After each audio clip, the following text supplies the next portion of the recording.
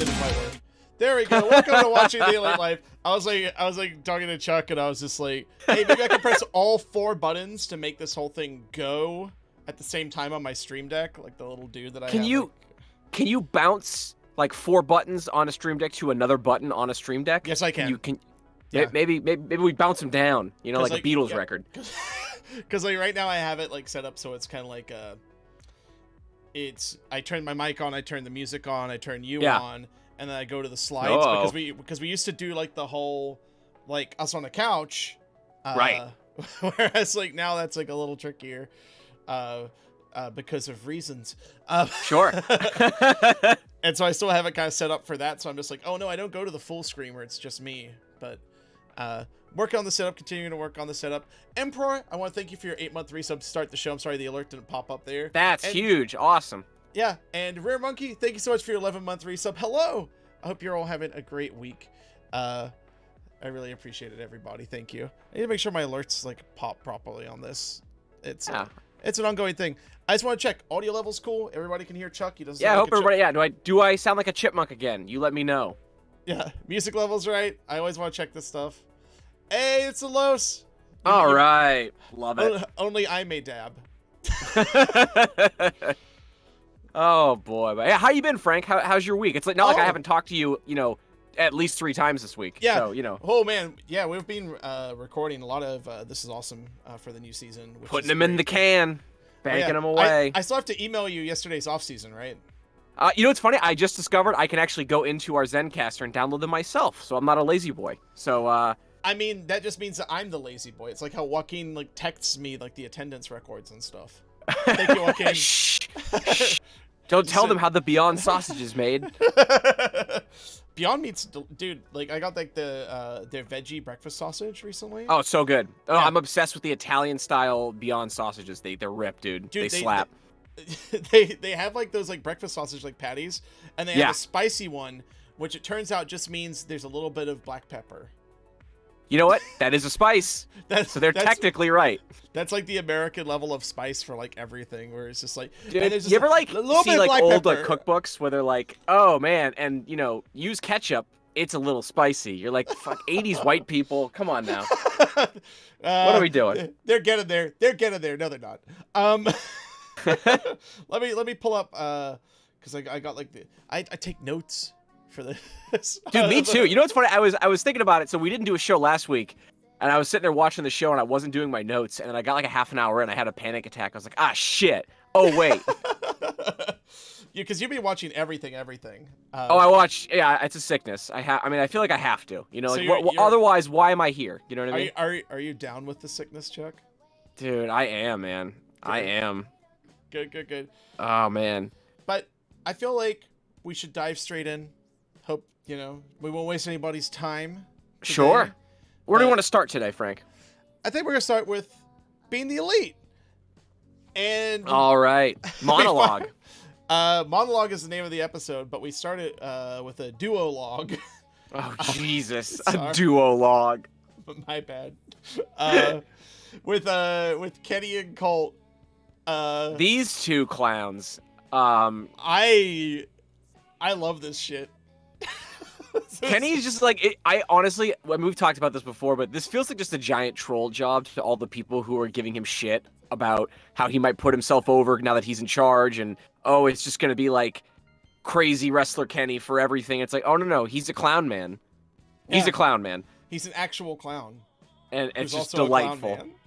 It's delightful. Him screaming, "Who gave you my personal Zoom number?" is beautiful. It's very good. Yeah.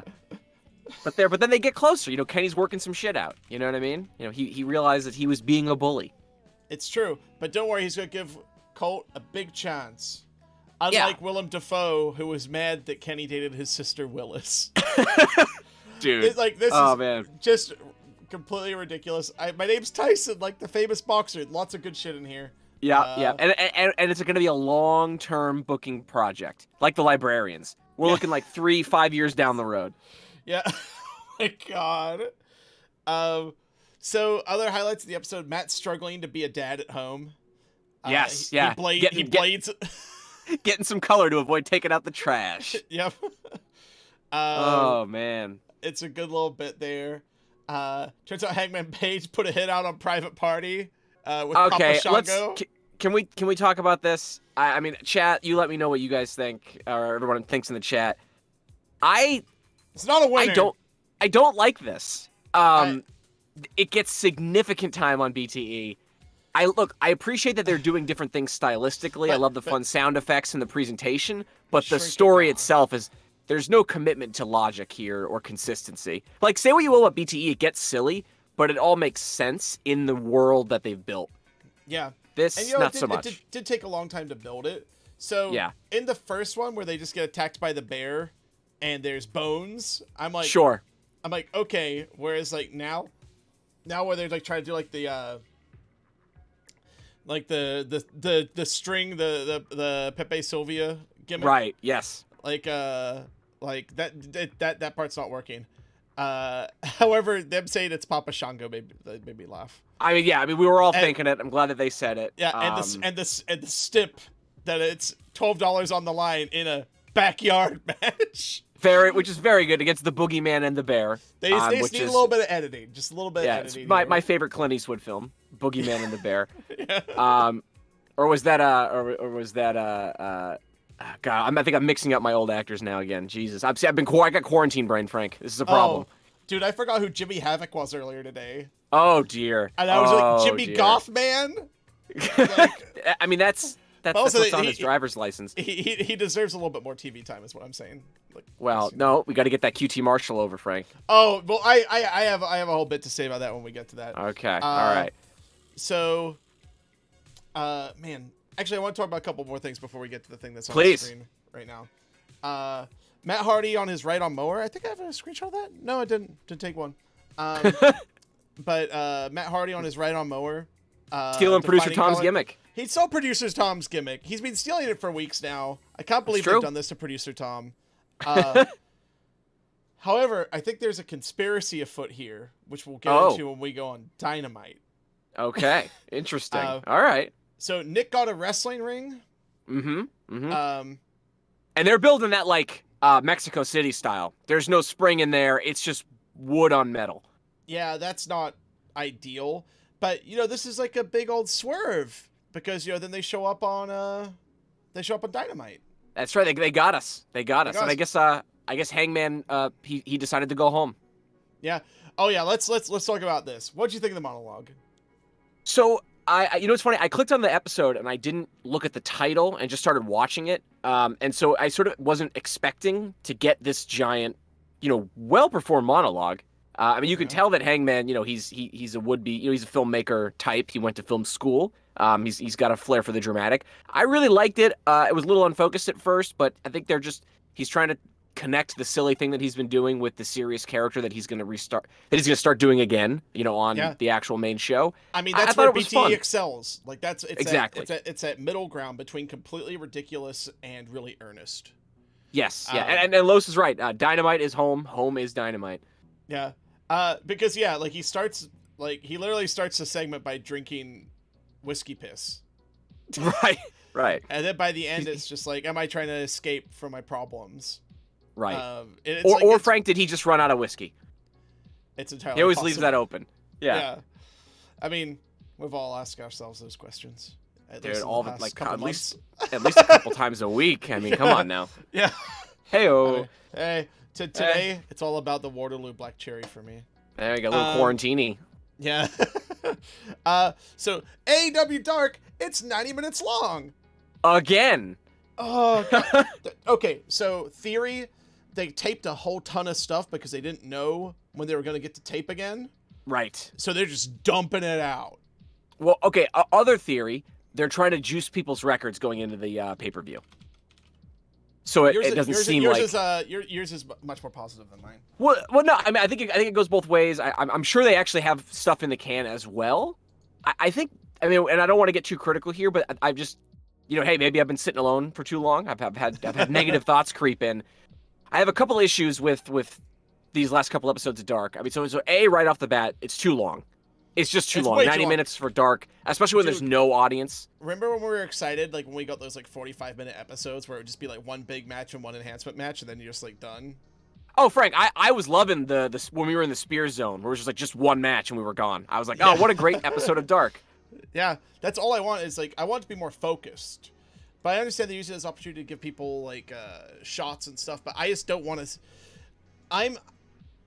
Okay, so even in this starved landscape where like most of it is just empty arena WWE shows. Yeah. However, Beyond Wrestling's weekly TV show, they still had stuff in the can for it. So they've been playing some of that recently, which is awesome because you get new wrestling with a crowd. Yeah, I mean, it's pretty sweet. Yeah. That's on independentwrestling.tv if you want to check that out. But yeah, Drew Cordero's promotion. We went to college together.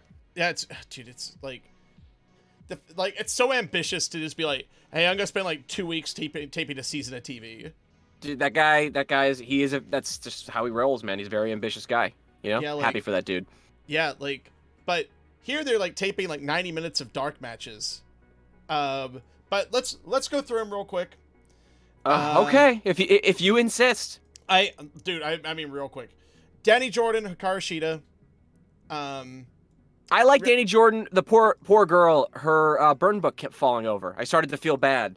Oh no. So I liked it with the refs wearing masks. I kind of wish they did that again. Yeah. Like maybe go back to that. Because the crowd in Dynamite was wearing masks, you know, some of the time. I mean, like it would be better if they were more consistent, but like I like that people are wearing masks. Yeah, maybe don't boop everyone in the audience. That's my pitch for Dynamite. Dude, booping's a work, man. She doesn't even touch you. She slaps her thigh. Slaps her thigh. Okay. Oh wow. Secrets. All right. Secrets of wrestling revealed. But where's the stunt granny? So they take the little kid out for pizza after the show. That's not even his real autograph book. It's just some piece of shit they found.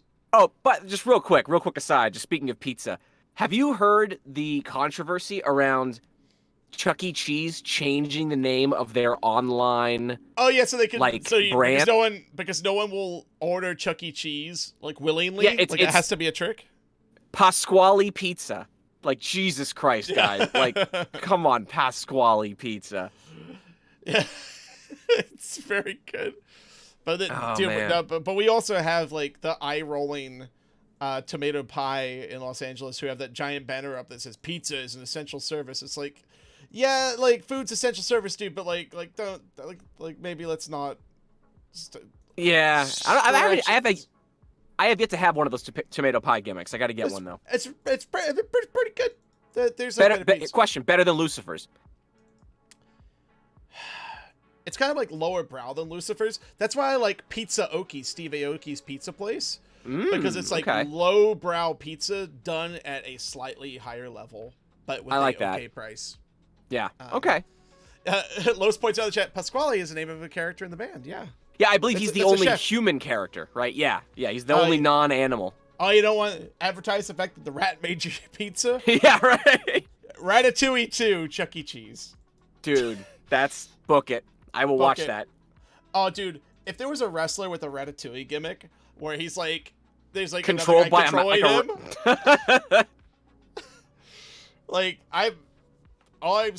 Dude, that's where the Mizdow thing should have gone. Where like he had like the Miz had the stunt double gimmick going with Damian Sandow, and so Sandow would bump on the outside, and he got really overdoing it.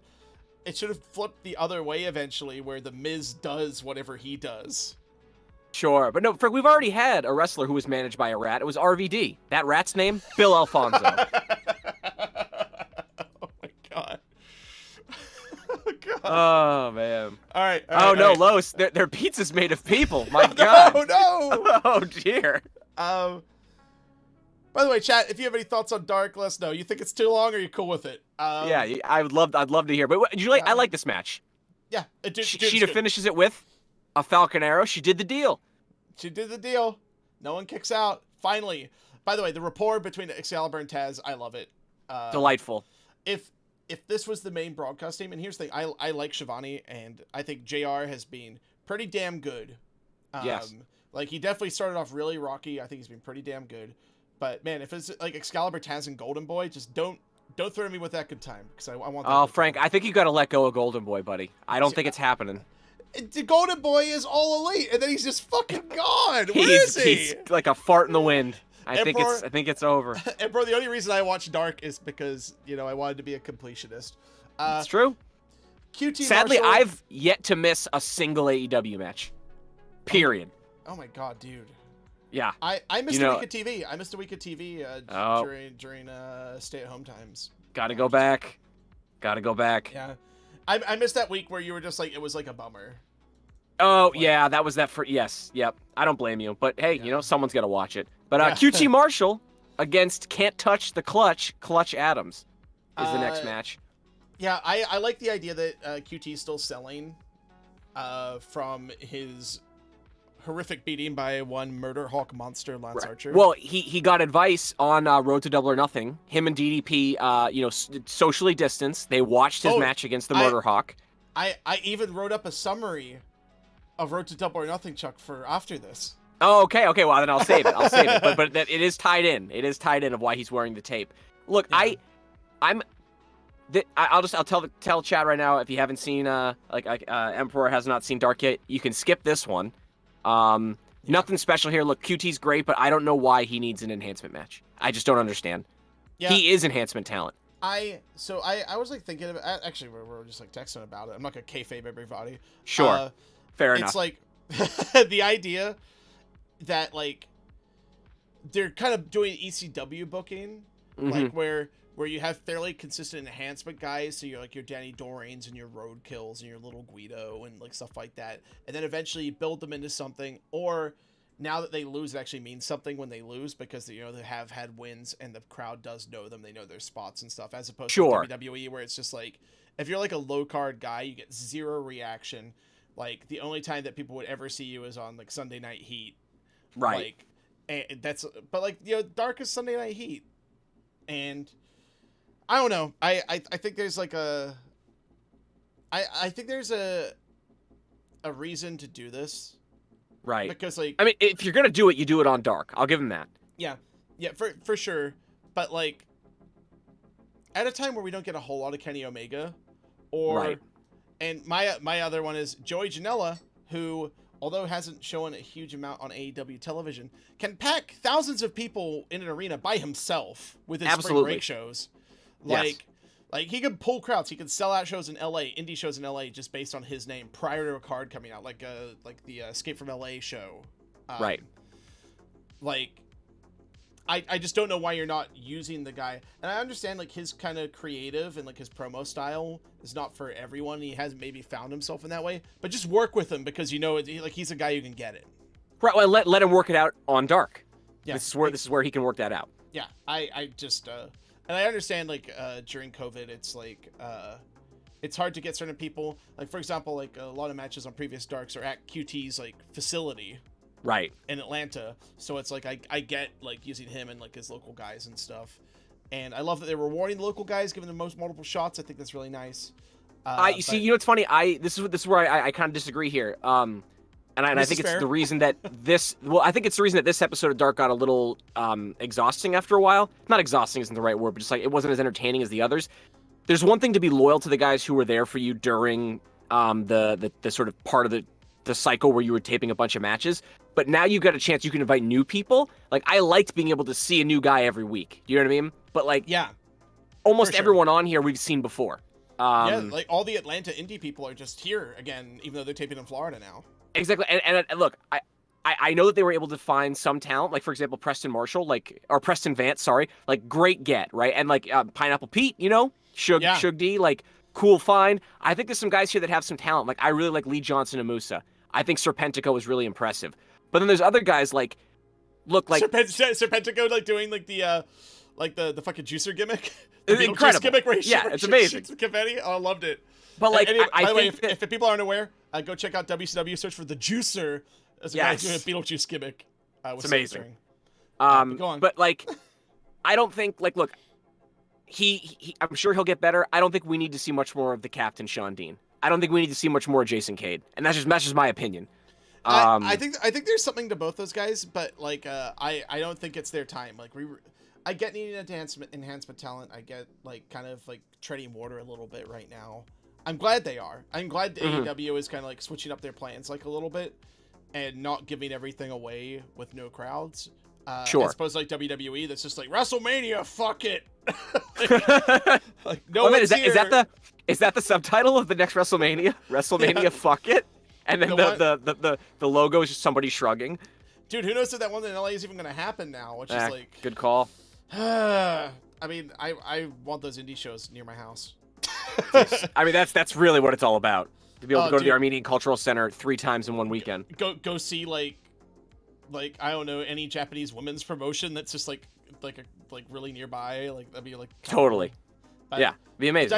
I digress a bit. Jimmy Havoc, Kip Sabian, Lee Johnson, Musa. They're good. Fine. I like that Taz notes that he thinks Kip Sabian is mic'd up because he talks a lot and it gets picked up on camera. Made me laugh. Yeah. Those two guys are working it out. It's interesting.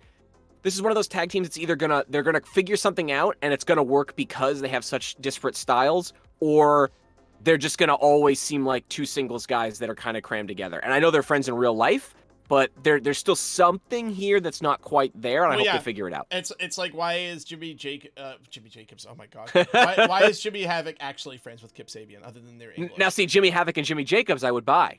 Yeah, because they're both like weird little goth boys. Named Jimmy. Named Jimmy.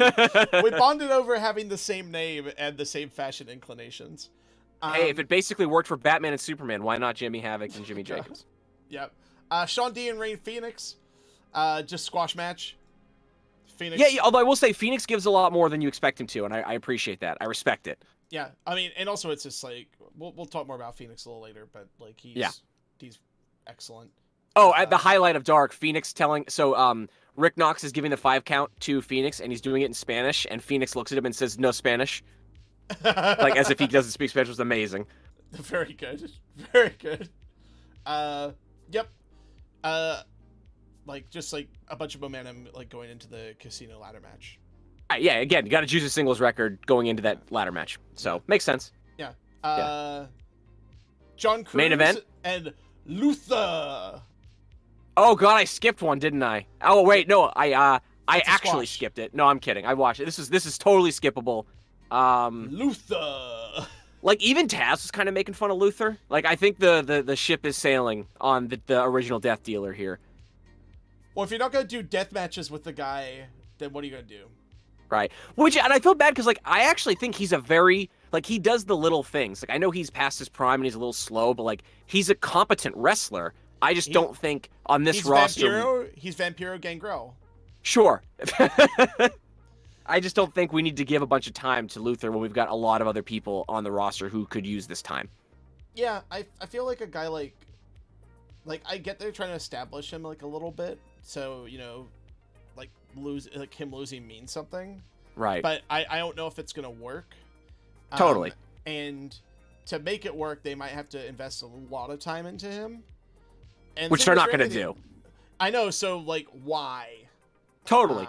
This is for me. Like anytime Luther's on screen, it should be like Shawn Spears instead. Yeah. Here's what we need to see out of Luther. Just to give him more juice, but I don't know. Here's what I think we need to see out of Luther. Okay. Good. Should he point at his head more? Yes. Number 1. Okay. All right. Points ahead, Luther. Absolutely. Number 2 is we need to have like one of those really gory, horrible death matches that he loses to someone. Okay, like a lights out. Yeah, and then you just send him away for a while. he's just back from whence you came. He's just gone. Yeah. Like for example, that Jimmy Havoc match, I understand like during this crisis you don't want people bleeding everywhere, and it's arguable whether people should bleed everywhere in wrestling anyway, but in AEW people do. Yeah.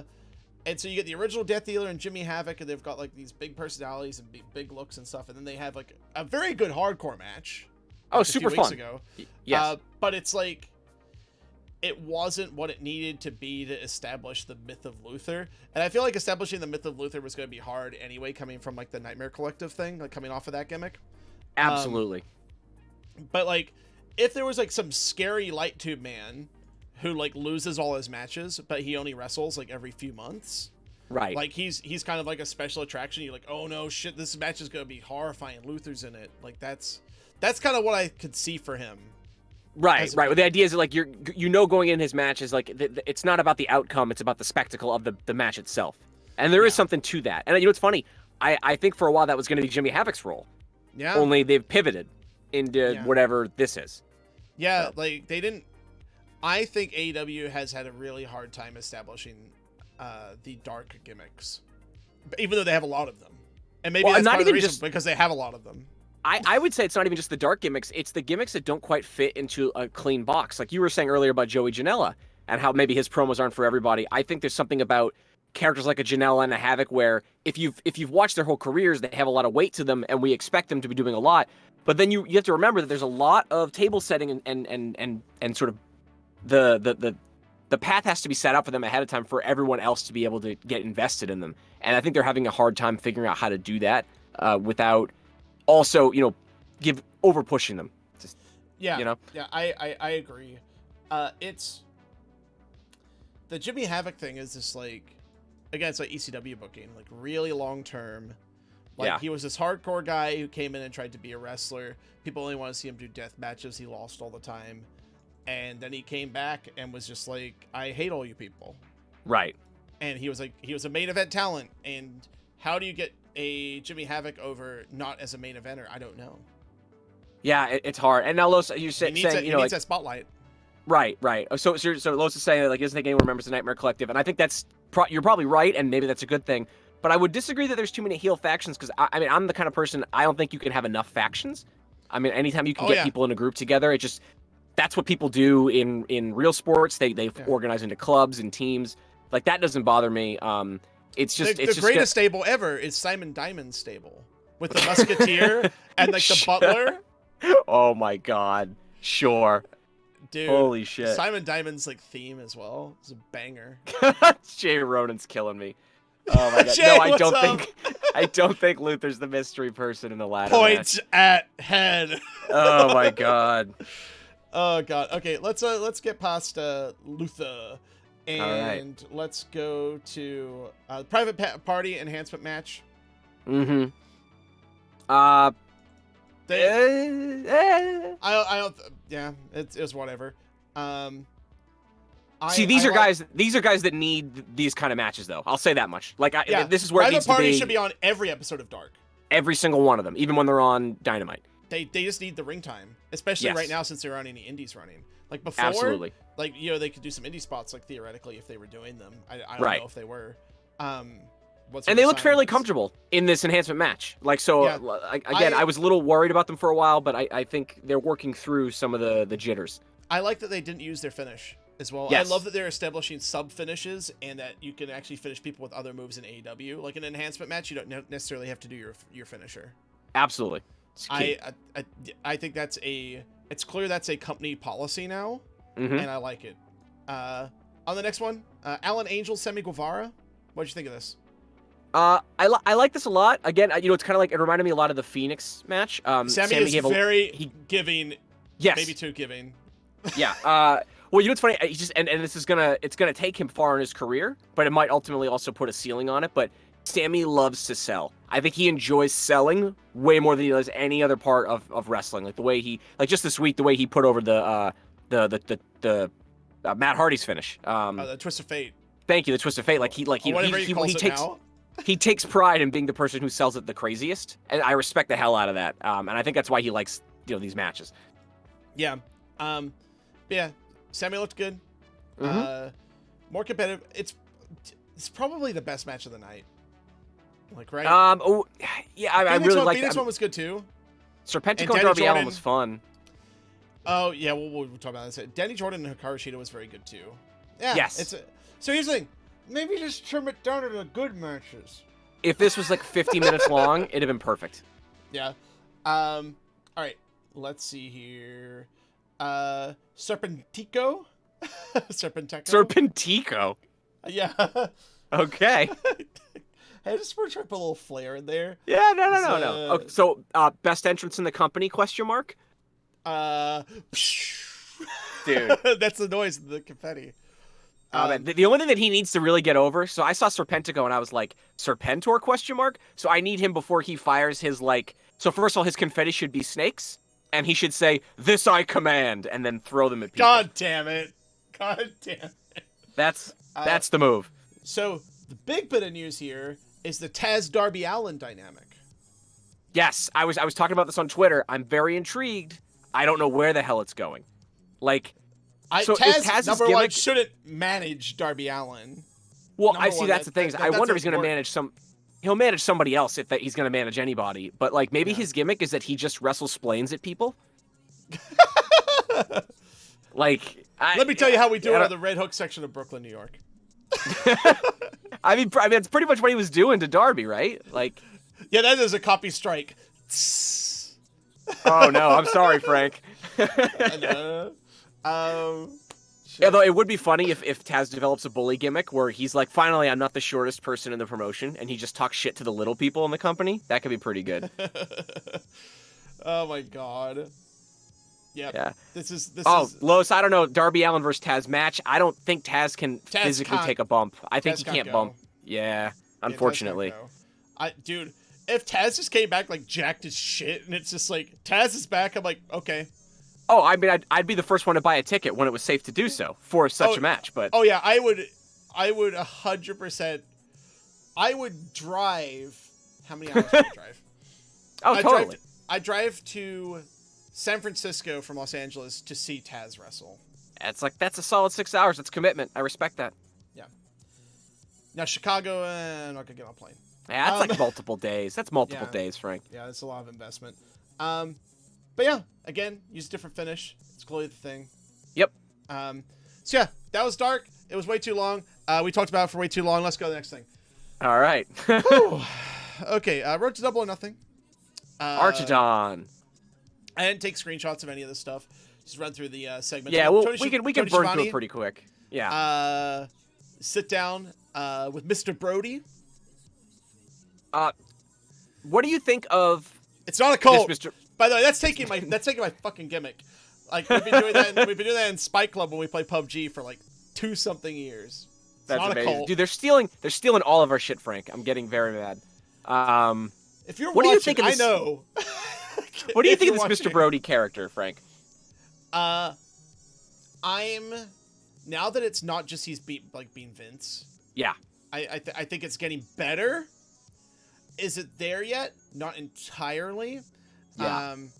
I mean, I would just talk about it. I thought on Dynamite it's starting to hit, like in a good way. Okay. I want to see him in the suit. I never want to see him in that gear ever again, like his wrestling gear. I don't want to see it. I want to see him like wrestle in like a weird suit or something. Or he should come out with a suit, take off the shirt and the tie and the jacket, wrestle in slacks and a white tee or a white tank. Yeah. Oh, but Bugfang, don't worry. We haven't even got to Dynamite yet. We're sandbagging this whole show today. Oh yeah. Well, yeah, we're right before we're getting to Dynamite. But yeah, like I feel like there's something here. If he's like Mayor Hagar, where he has like suit pants. Yes, like that's what I'm saying. Absolutely. Yeah. Yes, 100%. That's the look. Steal that look. That's the look. QT DDP segment. There's a lot of QT Marshall, everybody. Look. Getting the rub from DDP? Frank, you can't give that to anyone else? Frankie got them hair plugs. They're rewarding him for the effort. You know, I mean, and making fun of him for it as well. Like, here's the thing. I like QT Marshall. When he first did his like Fosbury flop type thing, I was just like, this fucking guy. I'm here. I'm here for QT. I love like an older underdog character, even though it's like I think like he's like our age, right? I think so. Yeah. Yeah. He's younger than us. Oh, gee, don't tell me that. Don't tell me that. Emperor, not a fan of the Apple Man. It seems like. Yeah, okay. Apple bad. Apple bad. Apple bad. Oh man. The apples need shining. God damn it! That's great. Okay, make an executive decision. I'm just gonna put the chat on the screen so everyone can see it when we post on YouTube and stuff next week. Oh, good call. Yeah. We'll do a little redesign for next time. Yeah. We're gonna spruce this place up a little bit. I think people are gonna be into it. You know, I'm not gonna lie, Frank. I've got a little time in my hands. I might be able to mock something up for you if you remind me. We're gonna make this happen. Yeah. Yes. All right. All right. But yeah. Yeah. This is interesting. I liked it. I saw shot well. Look, it's cool. They're using their legends to give guys a rub, and apparently, QT Marshall's gonna start using a cutter ? Or at least he's on the journey to developing a new finish. I love I love the line, "A real finish will change your life." Yes, it's great. Like, it makes wrestling feel real. Yeah, I like it. I like it. I thought it was a good segment, but there's just been a lot of QT lately. Well, you know, it's funny, and not just that, like those two guys, like, okay, I don't think QT's ever going to be a big star, but if you're a guy at, you know, at his age, what, 31, 32, who never had much of a career, has been a lifelong trainer. You know, DDP was a lifelong valet. Now he has this like second act in his life where he becomes a big time wrestler. Who else would you go to than DDP, who's already lived it? Makes sense. Yeah. Makes sense. But yeah, I thought it was a good segment. Moving along, the TH2 promo. Holy shit, Frank. Go ahead, Chuck. Yeah, the floor is yours. Okay, well, it's really a tale of two promos. The tale of two promos. Okay. Angelico needs a little work. Oh, okay. So I'm not sure Angelico needed to work as much as they needed to not cut out the gaps between his takes. Like, I've seen, so like the YouTube guy promo I get. I understand the YouTube guy promo, where it's just like, it's like people, it's just like, hey, you know what? I have a lot of thoughts, and then it goes cut, and it's just like, because, you know, they don't get in a single take, and it's kind of part of the style. They erased all the gaps between the cuts. Yeah. So it just was this run-on thing. Who is he, me, editing our podcast? How dare he? Yeah. Hey. So Angelico's like there. I love hearing different accents in wrestling as well. I love that he has like kind of like a South African kind of Britishy like accent. Like it's like I love people who sound different. I'm such an idiot. People sound different. Good. People sound different. Good. It gives it an international flair. I agree with you completely. Yeah, I really dug this. And then for that reason, and Jack Evans promo. Holy this guy. shit. He's a fucking maniac. Like, this incoherent conspiracy promo is the type of thing that I think Brian Kendrick wishes he was allowed to do on the air. Dude, it's fucking amazing. It's like, it rhymes. There's a lot of alliteration, or is it consonation? Whatever. A lot of the, like, the repeating of the sounds. The shoulder up conspiracy is so fucking awesome, too. Oh, my God. He should take this on the road. Like, this is incredible. I love this to death. Shoot it a little better. Yes. Shoot it a little better. Edit it all a little bit better. But so now you've got the situation where Angelico is the straight man who's just vibing, and Jack Evans is like a fucking maniac. Yeah. Like, it's great. Like they're like the super chill version of the Dark Order. And also just the fact that he had like a fucking like piece of paper, US letter, taped up on the wall that said the TH2 bit. Oh my God. Guys, it's the TH2 bit. Like, thank God they're doing something with these guys, because they've deserved it.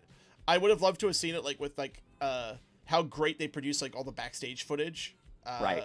Well, I think they had to shoot this themselves, I'm sure. Yeah, I don't think they were there. But yeah, like next time, just like this works. 100%. With a little bit of massaging, this completely works. Yeah. And then we go from obviously there's a bunch of like pre-roll and packages to set up Double or Nothing, but I want to jump right to the next promo, the last thing that happens really on this show, which is MJF doing his best Cersei Lannister impression. Yeah. Look at me, I have a seat. Yeah, with wine. Hey, here's the thing. You know that's like some fucking Stella Rosa in there. Oh yeah, dude, come on. Or Carlo Rossi maybe, you know what I mean? Barefoot wine, who knows? Do you remember Barefoot rum for like a minute? They saw it at Trader Joe's for like $3. Oh Christ, no, I think I'd be dead. Yeah, like I think they did like I think it was Barefoot that did a rum, but they just had like this plastic jug, like CVS rum. Oh dear. And it was just like under $5 for like a handle. That is dangerous. That's a problem. I didn't know if it was legal. It was scary. Might be watered down. Who knows? God damn it. I didn't like this. I think MJF needs to be in an arena. I don't like him by himself. And also, it's just like he's not like this like Prince character. Right. Like he's kind of like he's starting to go like maniac heel kind of, where it's just like, I'm evil, and it's just like that's never been his character. Like he's it feels a little try hard to me. Yeah, but hey, like, I mean, if that's a Desire reaction where we're just like, oh my God, this blowhard, like, right, hey, it worked. Then it's working, yeah. So fair enough. Good on you. Cool. That's it for Road to Double or Nothing. Holy shit! We did it. It only took us like an hour. All right, here we go. Let's go ignite. Light. Ruckus actually did a tweet. I was this week with the lyrics. I should have wrote them down, but oh yeah, he's been on Reddit too. Yeah, he seems like he's a good follow. Yeah. Yeah, Los is right. If you don't win King of the Ring, you're not sitting on a throne as a gimmick. Yeah, I mean he has a ring, but he's not King of the Ring. No. All right. So cold open, a bunch of goons get out of a bunch of goons just get out of a limo. It's a fucking Nitro start. Yeah, I loved it. It's that classic limo. I'm just gonna tweak this up a little bit. All right. There we go. There we go. Make it look nice. Looking good. Yeah, there we go. Make it just trim it up a little bit. All right. So shut your ass, Marvez is the first thing that comes out of Jericho's mouth. Wonderful. Just delightful. I love this. Like, this is why this isn't just a thrown together stable, right? Yes. Like, this is why it works better than like your aces and eights and your millionaires clubs and New Blood and Nexuses and all that stuff. Yeah. This is why this is like not like a bullshit stable. Like, they each have a role to play. Mm-hmm. They're funny. Like, it's weird. Like, and Jericho, even as he integrates more comedy into his gimmick right now, is just a star. It's just ridiculous. Like, it's... Yeah, he's moving into a different phase of his run here. And I'm excited to see where he goes. Yeah. And I don't think the Inner Circle Elite stuff is done. We're eventually going to get that War Games match or Blood and Guts match. But, this is Jericho transitioning down from the top of the card, and he is going to have a lot more fun now. And I'm excited. Yeah, I agree. It's a surprise, you nincompoop. God damn it. And then he steals his tie pin. It's like, good use of Marvez. Oh, yeah. This is what you use Marvez for. This is it. Marvez for. And he's good at it. He's good as the backstage interview guy. Yeah, and as I said earlier, so like we get in the show, love seeing more masks in the crowd and the wrestlers. Just don't like pull them down and stuff, guys. That stops the mask from working. Yes. I am happy to hear that everyone is healthy. Yeah, JR tells us on commentary they were all tested. Again, and they all, I believe. Yes, yeah. Now, obviously, that's not 100%. Yeah, effective. If they're doing the quick test, the Abbott test, it's like a 15% false rate, right, which is not great. But if they're testing people and they get them into town like a few days early and they're doing like a more accurate test, then I still feel like a little uncomfortable with COVID wrestling shows. Yes. But AEW, here's the thing. I thought WWE was maybe being more responsible by not having wrestlers in the crowd. But then when I heard that they're literally doing no testing in WWE at all. Right. But the bar is low. Yeah, but I'm glad that they're trying to do this the right way. They're doing it legally, but you can just do whatever now. I can just go down the street and buy margaritas at 10 a.m. from a taco stand. It's true. Which I did. Yeah. Didn't drink them yet. They're in the fridge. Like pre-mixed in a little bottle. Emperor, did they end the show all healthy? That's a good question. I want to talk about that. I do want to talk about that when we get through each of the matches. And yes, Los, who better than Marvez? Good shit. I've come to the point though. I think with this testing thing, it's just like I've accepted that they're gonna do this no matter what. So as long as they're putting an effort in to try to be safe, then like that's the least we can expect from them. Do you know what I mean? Like, that's I don't know. Like, they're gonna go full Dana White and be like, I'm gonna buy an island for my blood sport. Right. Like, what the fuck? Fucking maniac. Now who's Serpentor, right? Jesus Christ. Fucking Shang Tsung Garo. Oh, dude. It was basically Mortal Kombat. Yeah. Well, like, wasn't Bison gonna do the Street Fighter tournament or something like that? But the tournament never actually starts in the Street Fighter movie, right?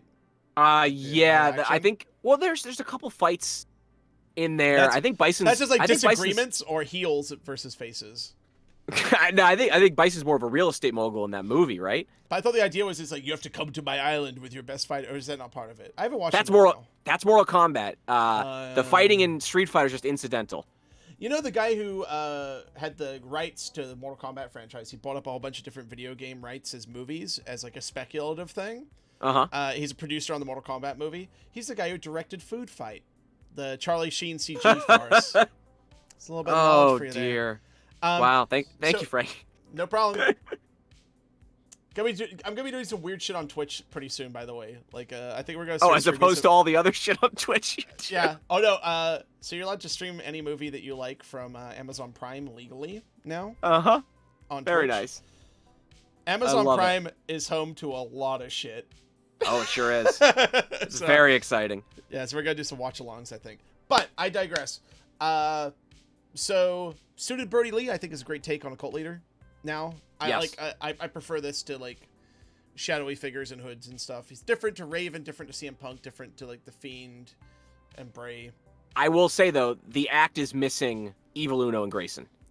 It's like, oh my god, without Uno, it's a little rough. It's just weird. He for me, he's still Dark Order. Like Brody Lee is the the exalted one, but Uno is Dark Order, and I can't wait for him to get back. I can't wait for them to feud over it eventually, like within a year or two. Absolutely. So Tony being like, "Okay, I was right. This is a cult," is so funny. Yes. Like his delivery. He said not to be a cult. Well, maybe it's not a cult. He's like, "Oh, I was right. This is a cult." It's great. Oh, it's definitely a cult. They're even like Brody Lee's even handing out like fake titles. 10 becomes a high knight of the Dark Order. It's great. So what you think of the match?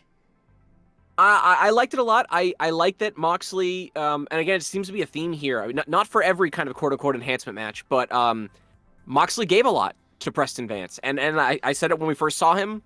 I said it in his enhancement match, was it a couple weeks ago. Yeah. He's good. He's a talented young kid. And I'm excited to see where they go. And I liked that it set up the paradigm shift as something that can, kind of come out of nowhere and get you, which is exactly what you need to do. I thought it was effective. I really liked Mox entering into like the Florida sunset in like the background. Like no, they're getting a lot of work out of the Daily's place. Yeah. Like this is such a cool shot in the background. It's like like the fact that like in their first like tapings they didn't really show the city or anything like or the surrounding area, and now I feel like they're deliberately integrating there because it makes it a little more visually interesting. Absolutely. That's great. So some little spots that I thought were funny. JR saying we don't say Ace Crusher on this show. Yes. Was very funny. My god. The high knee to start the match was like good awesome. Shit. Like Mox is running with the high knee. And this bit here, of course, Gotch style pile driver.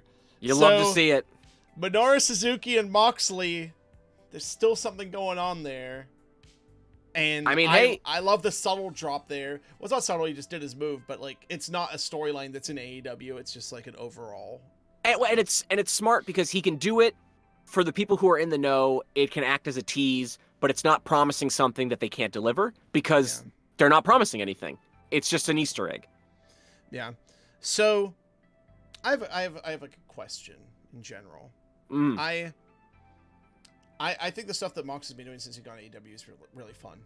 Yeah. I think his opening angle with Kenny was probably better than the work with like when you're working with Kenny Omega, but it's just like I felt like that angle was like a bit better than like the Jericho angle because like the Jericho angle had all that WCW shit with like the car and the taking the eye. I thought the eye thing was actually pretty good. Love that. But like the car thing kind of made it like a little goofy. I know John Moxley was like he came in and he's just like I'm kind of sick of doing like corny shit and he wants to be in charge more of his creative. Do you think these are his ideas? Like the car and like the fighting the cult leader.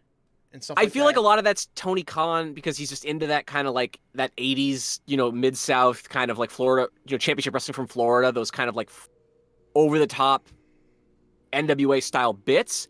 But I think there's obviously influence from Moxley here. Like I think there's a nice synthesis between head creative and the wrestlers themselves.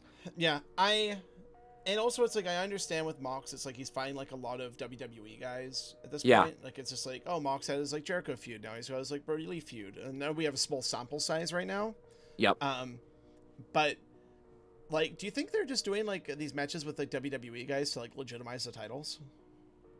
I think like, that's part of it. I think it just is like Jericho was the champion. It was Moxley's time to get a few. I think it's almost the Brody Lee one's kind of a bummer. I think it's just a timing issue. Like this is the feud that they had, on hand because of the problems, we're going through. I think it's just a coincidence. Honestly, I don't think it's deliberate. Because I feel like it's something that he kind of wants to go back to this like more sports like kind of the stuff he's doing in New Japan. Yeah. And I know, I don't know how long he signed his contract for. I know there was an out in it, and I'm just like hoping he stays. Like I hope his creative, like he doesn't feel held back by that. Because I think like the stuff he's been doing is like good, but I don't think it's great. Right. Well, and I think some of that's just everybody's got to take a mulligan because of this bullshit. Yeah. So we'll see what happens when things start to kind of normalize. So Bug Fangoria is saying, it feels real weird to watch these matches without the roar and interaction of the crowd. And you're absolutely right. And I think that, again, that's some of the issue, not just with the matches, but with the creative in general. Like, I think that Brody Lee's promo at the top of this segment would have been a lot more effective if he had a crowd to react to. Oh, dude, imagine if he debuted in front of a crowd. Imagine, I feel like I would feel differently about him because the pop would have been astronomical. Absolutely. Yeah, it would completely change the way that, yes. It would completely, I actually think that some of this no crowd stuff, and I get why they have to keep running shows, but it is hurting some of their talent versus helping it, which is, it's a fine line to walk. Yeah. But I do think I was going to do TV. Like they have a contract and they got to produce stuff. Absolutely. I will say, did you notice this week, and I wonder if Bub Fangoria, let us know if you've seen any of the other Dynamites, or this is one of the first ones you've watched. Just, I'm curious, because I feel like this episode in particular, the crowd noise was the weakest. I don't know if it was a mic issue or just like lack of enthusiasm or what. Or it's just open because it's dailies, right? Yeah, that could be it too. I wanted more from particularly the face side of the crowd.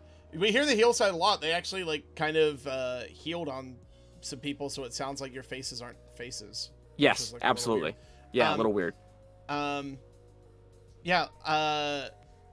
Do you like the arm break with the song starting Sting? Hey, it wouldn't be AEW without a couple technical issues. That's just I like the idea that like the song like dropped as he like hit the arm. Right. I just wish they kept it playing. Yeah. Look, it's fine. I do like that, and this is what, like, to your point about does Mox feel fulfilled creatively?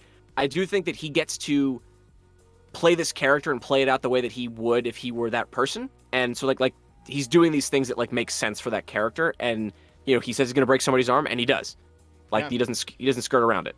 So the second Brody Lee promo, I thought was really good because that dead-eyed dude in the mask behind him. Yes. I was like, that's awesome. Yeah, we need more stuff like that. Yeah, definitely like overbooked as shit. This whole thing, like, there's arm breaks, there's the guys leaving and coming and going, and there's another promo, and there's like a whole lot of stuff. But did you catch the Butcher on the outside? Frank. I'm glad you brought it up. It's my favorite part of Dynamite. They look like baristas. Holy shit. I thought Butcher and the Blade. I thought the Butcher looked like Mr. Kid from Diamonds Are Forever. Christ. Friend of the family though. They're like in like fucking white shirts with suspenders. Those glasses on Butcher were fucking awesome. I won't hear any bad words about it. The fucking Dapper Dan in the hair, just wonderful stuff. And just real quick, Bug Fangoria. So if you've only seen Dark, Dark they typically don't have any crowd, but Dynamite does have most of the roster, at least in the last couple weeks, in the audience. And like I said, I'd go back and watch some of the older episodes because it's a lot more lively.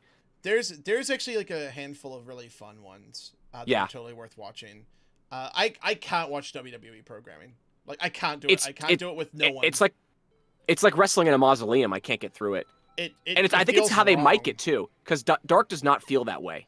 And maybe I'm biased, but no, it's just like they mic it so loud so you can hear every little thing, so it doesn't feel like it's happening in like a wrestling arena still. Like right. And maybe they're trying to lean into it. Clearly, like the talent in WWE are told like, be loud, be really loud. Right. So everyone's like screaming in agony the whole time. It's just a fucking bummer to watch. Like, you don't want anyone to walk in. Yeah. Exactly. Yeah. You just hear people screaming. It's not what it looks like. I'm not watching a snuff film on the internet. Oh my god. All right. MJF, Marco Stunt. Love this. Tony Schiavone hates MJF, and I love it. Yes. Emperor can't watch WWE even with crowds. Oh, I mean, main roster's a little hard, man. NXT, dude, I thought was pretty actually, watchable, but like, I gotta go the other way, buddy. I think SmackDown's the most watchable show on WWE right now. Like, I haven't tried since. NXT is such a bummer. I don't know. That's a whole other. You know what? Light side of the ring. Light side of the ring. Light side of the ring. What a jerk ass the MJF is. Also, I'm glad Marco's using the Mr. Fun Size. It's great. Again. He's now doing Spike Dudley's waving gimmick. Very good. I love everything about ECW Marco's Spike. I love everything about it. I think this is great. I think they've really figured out how to make his offense feel real and effective. He doesn't feel out of place. Like, he's the perfect guy to be the heater for the rest of, not the heater, but like the setup guy for the rest of Jurassic Express. Also, MJF and Marco have fantastic chemistry. Yes. Like, they work together great. There's so much good shit in here. MJF doing the double axe handle onto the apron. Delightful. And screaming like he died before ending up in the stairs is super funny. He's wonderful. Like, he a delight. I've said it before and I'll say it again. Like, he's like 90% there. The one thing that he's missing is the actual wrestling part. And I'm not saying he's a bad wrestler. He's a very good wrestler, but like, there's that little extra that he needs to take that next step, and I hope he figures it out. He's still very young, but like the fact that he's how already... old is he? It's like... He's like 23 or 24, but like the fact that he's already got this much figured out, just turned 24. Just crazy. Like, if he manages to go up one extra level in the ring, like in the ring itself, my God, look out. Yeah, I worry for the industry because he'll be the guy, right? Absolutely, he'll be the guy. Oh, dude, there's a dump. I don't want to put this out into the universe, but you know it's gonna come. There's a dump truck full of money with the WWE waiting for MJF when his contract's up. I mean, a dump truck. Yes, I know EC3 is no MJF, and like he's a different type of talent, but like EC3's promos are amazing. Like Impact are incredible, and the fact that they like gave him the mic like 3 times in his entire time in WWE, criminal. Yeah. Like, hey, we might get EC3 as the heater for the Revolt. Oh wait, FTR. I'm there. Gimme. Yeah, be pretty cool. Gimme. I keep saying heater, manager. Jesus Christ, quarantine brain. Yeah. So that shoulder breaker is super nasty looking. Oh, great. Love that setup into the armbar. I think it looked great on like a bigger dude too, like when he does it to someone who's a little bigger than Marco, so you can kind of get more of a sense of like how it's the shoulder breaker. I was kind of like, oh, he should start doing that like Bam Bam Bigelow thing where you like do the shoulder breakers like as like the setup to the Greetings from Asbury Park. Oh, like, be dope, and no one really does them. No one like the last person who used a shoulder breaker as a high profile move was what, Rocky Maivia in like '96. And that's totally like some old timer just like, man, kid. You know what? No one's done a shoulder breaker in a while. Right. It's like, oh, fuck. Okay, I guess I have to get a shoulder breaker over. Didn't work. Nope. The blue chipper. If The Rock can't get over a shoulder breaker and MJF can? Well, we'll see. All right. So his promo afterwards is mean. Very mean. He mean. Is a bastard. I love it. The Guns are angry at him, and I love that too. Yes. Dude, the Guns, I don't know if they were going into business for themselves. The Guns were all over this show. They're also on like previous shows, they're being great on the outside.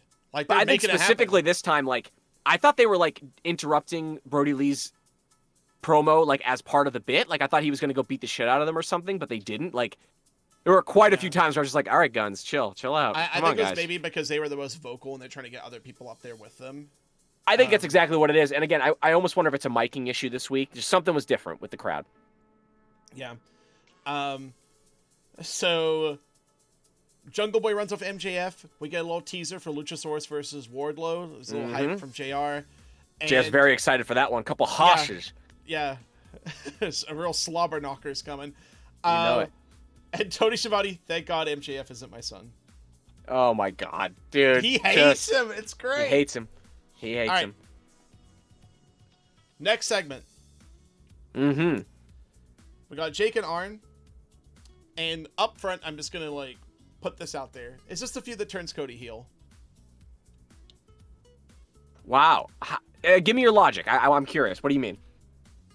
Like, Cody's been super Codying for a while now. Mm-hmm. There's that tattoo.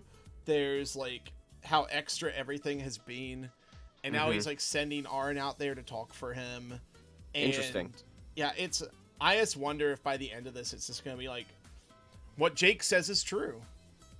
Right. He's Caesar. He's Caesar. And, you know, he's ruling AEW with an iron fist. I mean, we've been talking about this almost, since AEW started, that Cody and the Bucks could be heels, especially on BTE. Like, the way that they act sometimes. You're like, oh, they're kind of heelish, but we love them anyway. I mean, that would be an interesting way to go. That would definitely be an interesting way to go. Yeah. I definitely think Cody's going to win the TNT title. Yeah, that's. I do. I mean, he's got the best record outside of the champion. It would make sense to have, if you want to establish that belt as almost important as your world title. You have your two, highest ranked guys. I think it makes the most sense to me. But I mean, I'd love to see heel Cody. Like, I think that's the best version of Cody for sure. Yeah, I mean, Cody did come into this as like the biggest babyface ever. I mean, yes, absolutely. It was great. Like, he was like perfect. But I just feel like he might be going a little too far.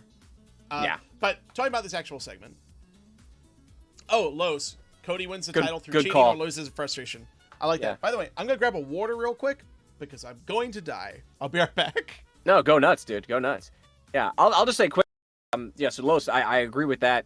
That's actually a really good take, and we've already seen that kind of established, right? We saw Cody, like, kind of maybe sort of pull Brandy in the way that he used to when he was in Ring of Honor.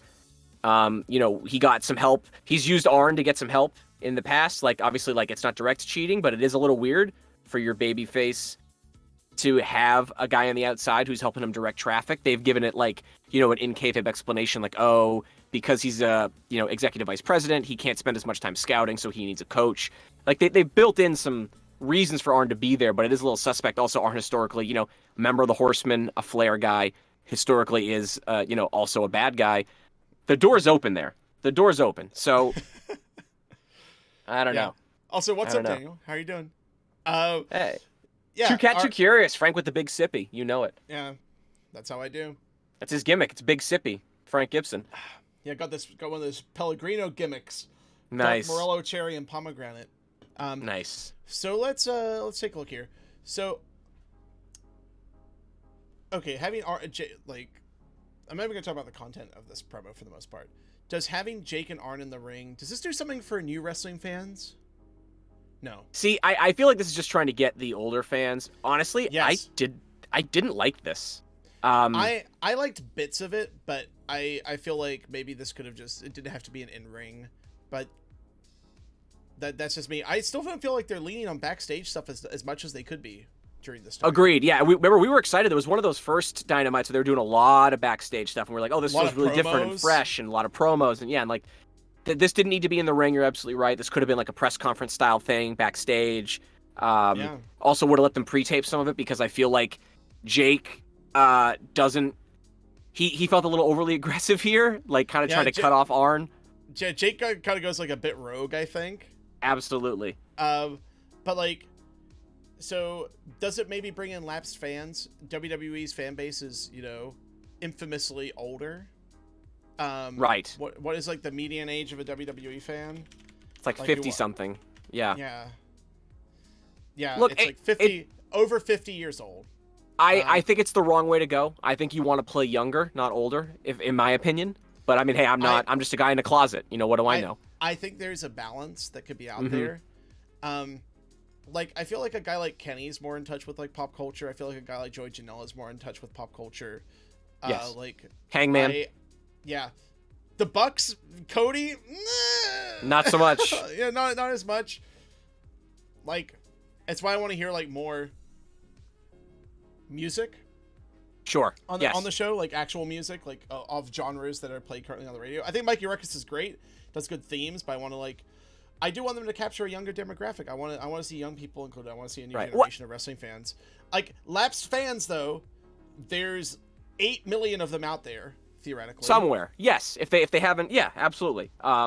So look, I get the impulse to do this, and it makes sense story wise. Keeps the two guys away from each other, but still sets up the match. Like I get it. I just don't know if this is it, fam. Yeah, I do not. I agree with you on that. But like connecting their legacy dream match to this guy title match is interesting, but I felt like there was too much focus on the old guys. But I also like that AEW celebrates the history of wrestling with legitimate legends. Yes. Like, I did not like, I'll say, that they kind of tipped their hand that more than likely we're going to see Mike Tyson punch Jake. I felt like they kind of gave that one away. I mean, that's a great way to write Jake out, right? Oh, absolutely. At least for a little while, absolutely. Hey, he got punched by Mike Tyson and died. Like, and then he comes back as Jack the Snack. Jack the Snack.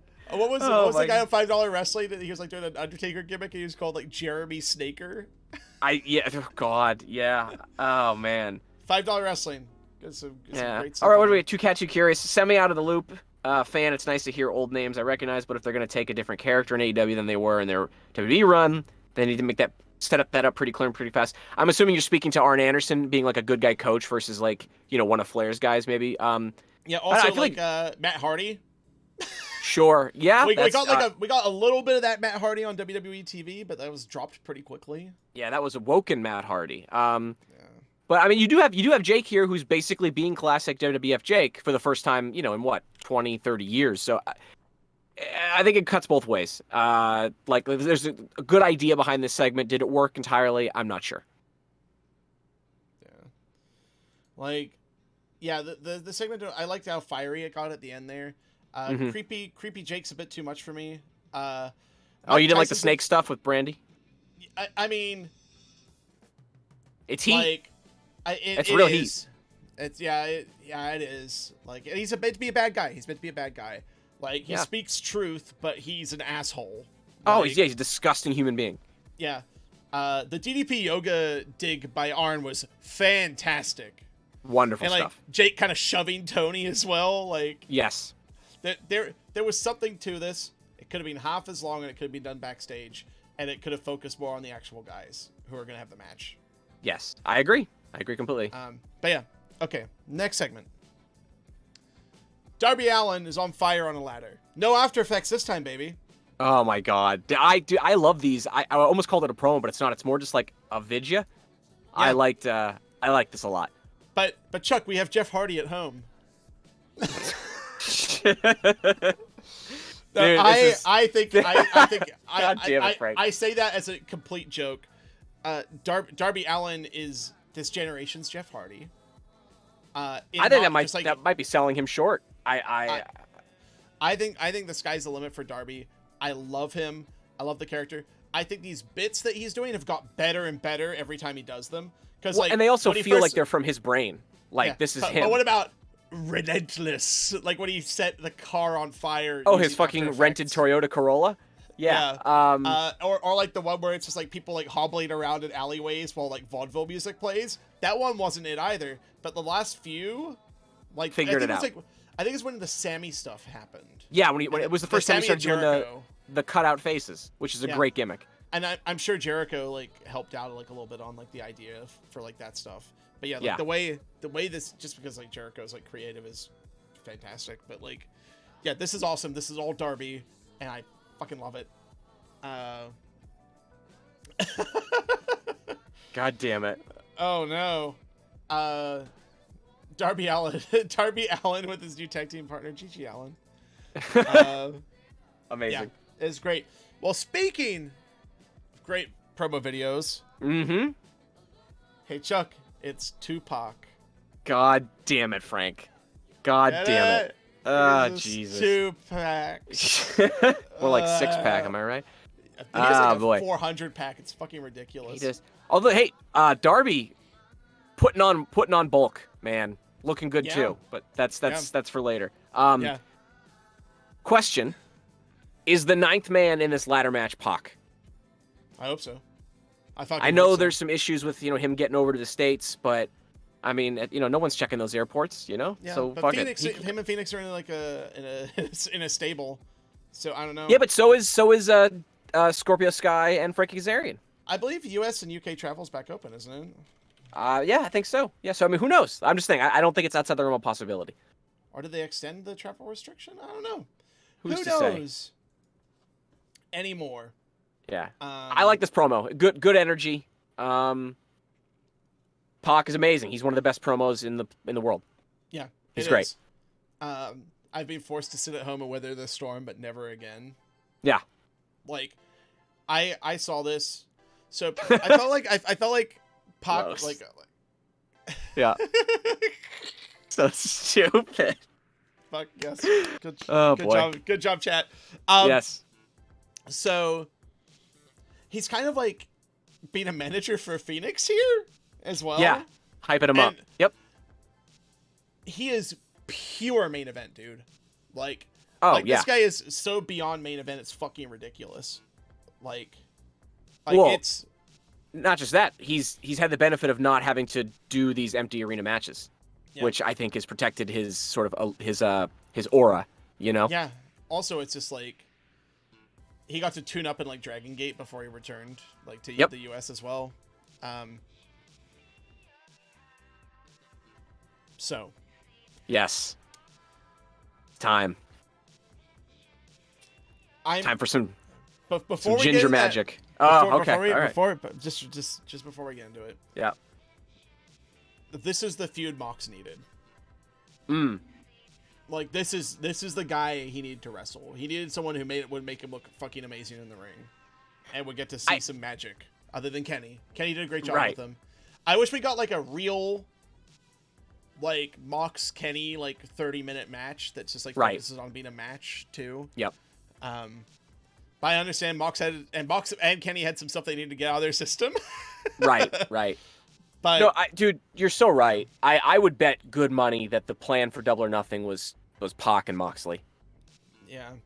Hey, remember our tickets? Dude, okay.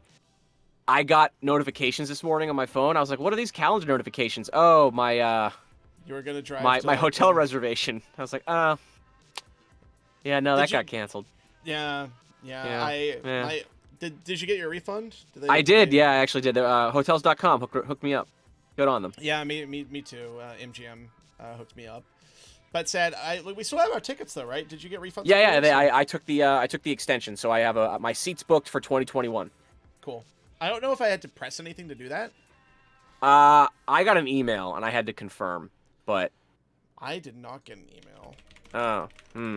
I'm sure you're fine. Maybe I'm misremembering. It was like 2 months ago, which is a year and a half in quarantine time. Oh yeah, so. I got. There's nothing you need to do as your tickets. Okay, good. Okay, there you go. So yep. Yeah. I'm a big liar. Yeah. I don't know. Like I wouldn't be surprised if something like that was just like yes or no. But yeah, sad we're not gonna be there. But let's move along. Pressing on. Phoenix and Orange Cassidy. There we go. There's my ginger magic. This match, I was very excited for this match. I liked this match. I thought it was fun. It was very fun. And also, it's just like, again, going from Pac to Phoenix. Oh, dude, if Orange Cassidy just wrestles all the best guys, like, that's his bit, like, I love it. Yeah. Because, like, holy shit, dude. Like, Phoenix is another main eventer who's just waiting in the wings, like Pentagon. Like, Pentagon is just, like, on ice. Oh, yeah. Like, right now. And it's just like, this guy could, like, fucking main event your shows. But I understand, like, AEW doesn't have that many pay-per-views. Right. That's exactly what it is. Yeah. But, oh, my God. Like, him and Phoenix are just, like, Death Triangle is 3 main eventers in a stable. Yeah. It's amazing. It's incredible. I hated the ending of this match. I hated it. Run me through the ending. Okay. So they're having an amazing match. And then Kip Sabian comes out, having raided Frank's closet. And he sets up a ladder, and he sits on top of the ladder. This distracts Orange Cassidy. Who gets kicked in the junk. Yeah, Phoenix, which happens off camera and rolled up. This is the kind of shit I don't want to see. This is AEW is not supposed to be doing this stuff. And I know you have to do it occasionally in wrestling. And again, I'll always give him a pass, but like, just keep this shit few and far between, boys, please. Yeah. So there's a part of me where it's just like, why didn't we get like Jericho and Pentagon and Jericho and Pac before we lost the belt? I get that Moxley was red hot. It was time to put the belt on him, and then this COVID thing is just like fucking up a lot of plans. But like, those are matches I'm waiting for. I think we'll still get them eventually. Like Jericho's still in the rankings. He's in the hunt. He could, his ultimate form down the road here. He's going to be a big gatekeeper. Yeah. Yeah. So this match was really good. Yes. Orange Cassidy getting drop kicked into the camera was awesome. Very cool. One of those happy accidents. I loved it. Yeah. OC getting mad at the chops and like walking it off. Mm-hmm. Tony and JR are a little distracted at the start of this one. Kind of I think the match a little bit, but then they have right a hard time. Track. They both have a hard time transitioning from plugging stuff to talking about the match, and it can kind of distract at times. Yeah. So my favorite spot in the match, I think, was Orange Cassidy using his hands in the pockets to block a top rope. Dude, I was just gonna say that was the high spot for me. It was amazing, super unique. Like this guy's incredible. Yeah, like so much variety. So he just as far as a interruption in a match, the kip on the ladder made sense just because of how he's hoisted. Sure, and he is a little stinker. Like it's kind of his character. I get it. Yeah, like his little flip off thing. Like that's fine. I'm okay with it. Yeah. But... And it did set up some matches. Like, we're probably going to get Kip Sabian and Jimmy Havoc against SCU down the road. We're going to get some stuff with the Best Friends against Kip, Jimmy Havoc, and perhaps a third partner. So, like, there's options. Yeah. I liked... The guy who yelled, what are you guys doing? That was Jimmy Havoc, right, before he got in? Yes, I believe so. It's great. Yeah, good however, at the end of this... Mm-hmm. Oh, so Phoenix, yes, let's talk Phoenix got hurt. Okay, so the rumor is that it's his shoulder, I want to say, and his hip. I almost thought he broke his arm at first when I saw it. I gotta say, there's been some speculation online. I don't think it's anyone's fault in particular. Like, the guys weren't out of position. Phoenix didn't quite get where he wanted to be. He really floated there forever. He usually gets like a lot of air on that type of stuff. Yeah, yeah. So I just think it was just one of those things, and I'm sure everybody feels terrible. Yeah. About what happened. And then immediately afterwards, Orange Cassidy takes a pretty horrible looking bump too. Yeah, I saw some people online saying it looked like he tweaked an ankle. I didn't see that. I know he was favoring it a bit. Yeah, I hope he's okay. Look great. No. Yeah, it looks like he caught his legs on the rail or something like that. Yeah. You know who did look? Oh yeah. I was gonna say, who did look great was Colt Cabana's moonsault. Oh, dude, amazing. Colt's moonsault's always been awesome. That's like the thing. Like, between this and like the BTE bit, I feel like they're using Colt pretty damn well right now. I mean, they're extracting maximum value out of him. It's amazing. Yeah, it's great. I'm very excited for how this run pans out for him. Yes, because I think this is gonna be good. Like, just really, really great for him. I think if done right, he could be an upper mid card guy. I think so too. I really do. He's probably like top legit 5 promo though. Like, oh yes, absolutely. Oh yeah, Colt and Kip was awesome. Like, two super charismatic guys, and you got to see like we talked about, I think, on like a previous episode, but it's just like Colt weaving his comedy in as a much like Orange Cassidy, where it's just like it's designed to off-put you and distract you so he can win. Yep. But he is a legitimate athlete and a legitimate fighter who wants to win titles. Yep. Super smart. Orange Cassidy, a little bit more of a weirdo. Colt Cabana, a little more of a stinker. If you're like, yes. If you're gonna make that like graph, like here, order, chaos, stinker on one end. Sure. But we call that the Jericho line. You cross the Jericho line. That's where you become a stinker. Yep. Yeah. As opposed to a weirdo. Yeah. But Los thinks Colt Cabana can win the AEW heavyweight title next year. Maybe. Anything's possible. So, on the next match, Hikaru Shida, Chris Statlander versus the Heels. Yeah. Baker and Nyla Rose. But they made it about more than that. Hey, Puzzler, how's it going? Thanks for coming in. Nice. Love that. So, I love that Tony and Britt are friends, but Tony thinks that Britt is evil. Dude, I was dying. Tony tonight was on fire. I just love that no one's in a vacuum in AEW.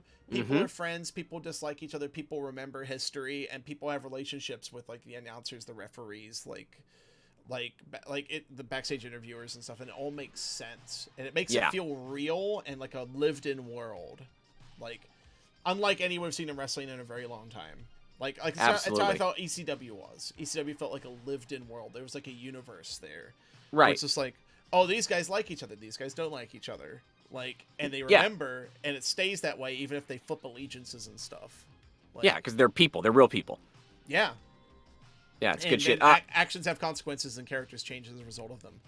It's consistency. It rewards you for actually sticking with the product. I love it. Yeah. I will say, JR still not mad, just disappointed in this whole alien thing. So did Nyla always have lyrics in her theme song? It sounds like a remix, not a remix, but like another version. Like, which is cool. Again, Ruckus always evolving the songs. Yeah, that like throw to last week where Nyla hit Sheeta with the kendo stick is really funny. Yeah, I did not love that segment. I thought it was a little Bugs Bunny. I just liked it in a vacuum, like that's like a little bit. Sure. Yes. Yeah. Like Joaquin would say, it's for the package. Yeah, it's for the package. So the pounce on Chris Stat by Nyla Rose, now that we're in the match, dope. So gnarly looking, so cool. Good shit. Other spots in the match that kind of stuck out to me. That double Death Valley driver in the corner on Nyla was awesome. Well, that was that was the one that apparently gave Britt what might be a pretty serious knee injury? ? I hope not. But yeah, like this is like this show. I mean, like I feel like it's bad luck, but maybe it was a little reckless too, like the whole show. But it's just, dude, it is what it is. I don't think people get hurt. You call it reckless. Nobody gets hurt. You just say, oh, what an exciting show. You know what I mean? It's tough. Yeah, it is really hard. It's just like to see maybe 3 people hurt on the same show. I hope Britt's fine because she's really figured something out with her character. Like, I loved her refusing to tag in and saying she doesn't need to tag in because Nyla's going to win in 5 seconds anyway. Oh, yeah. I screenshotted, like Nyla, like, just grabbing Britt by the throat and just, like, tag me in. And, like, Britt gets the tag rope and, like, does it. Amazing stuff. It was very good. You know what? I feel like Statlander a little rusty. I think there was some static that I don't normally see from her, but overall it's a fun little match. Yep, super fun. However,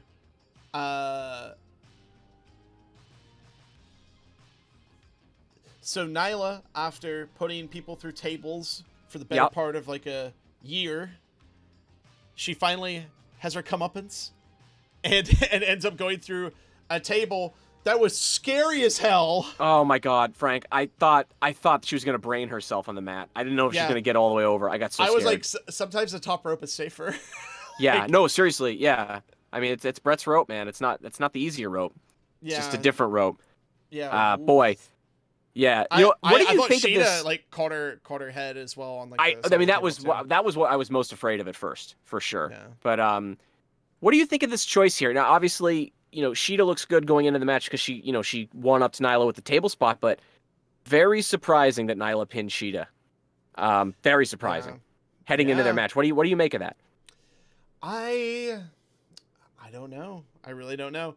Like, it's not like a WWE style booking thing where it's just like, oh yeah, you get the win on this show, so you lose on this show and like stuff like that. So I don't know.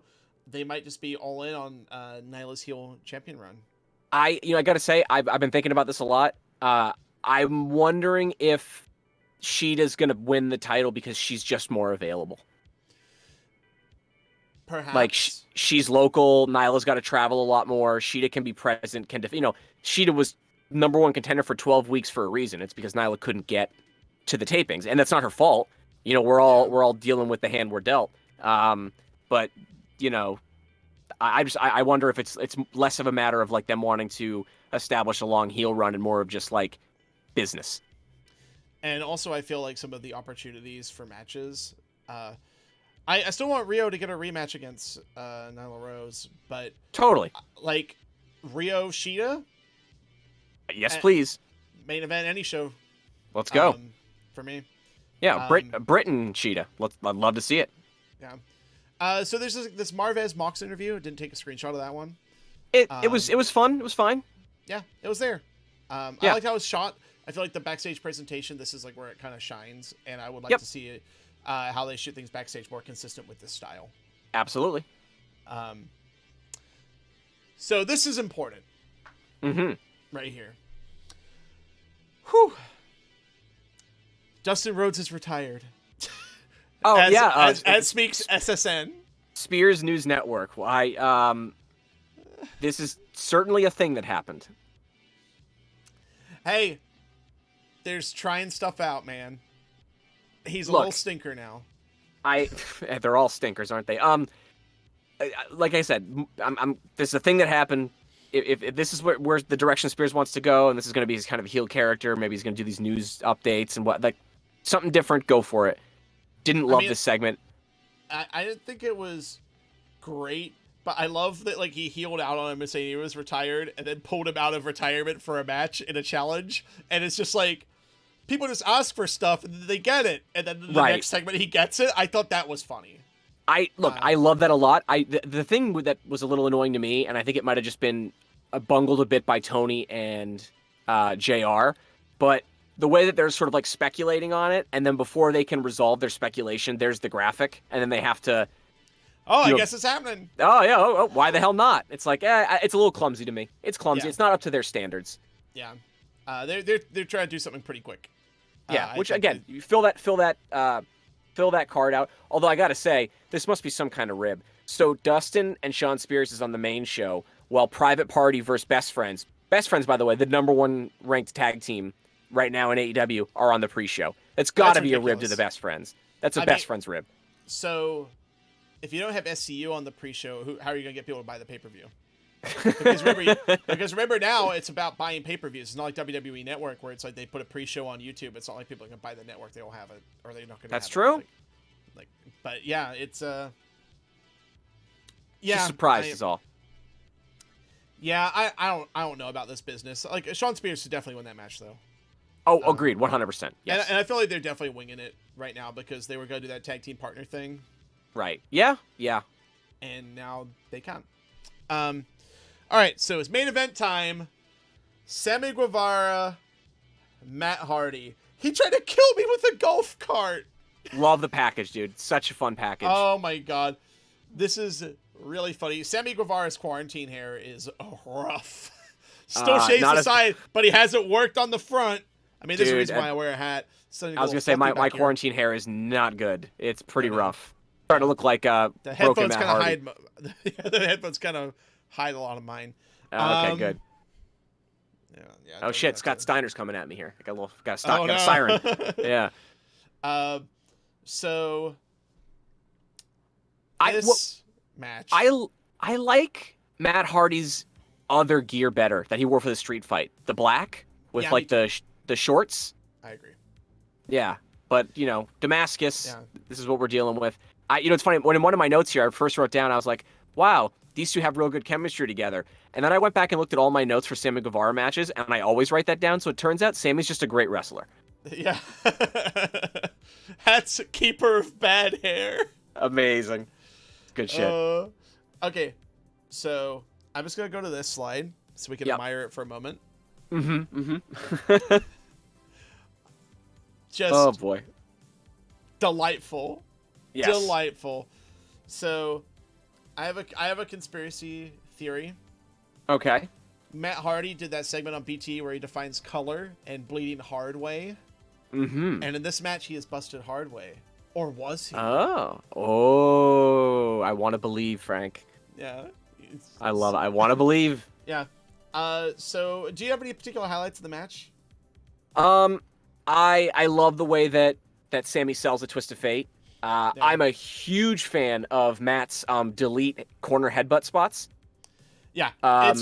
It's really fun. Matt's, by the way, in general, I think Matt looked great in this. Yeah. Oh, I mean, the schedule is agreeing with him. It's less intense on his body.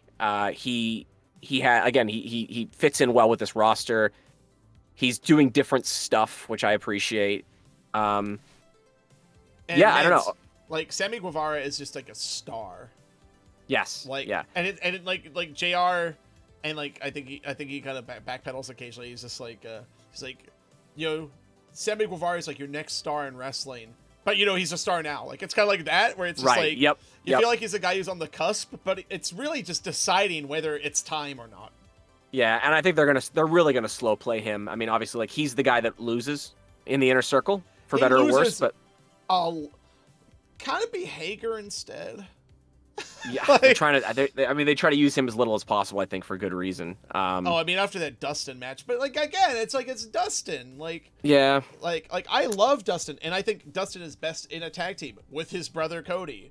Like totally together, they're awesome, and you're like, oh my god, Dustin hasn't lost a step. But the second you put him in there with a Jake Hager, it's just like all of a sudden he loses a bunch of steps.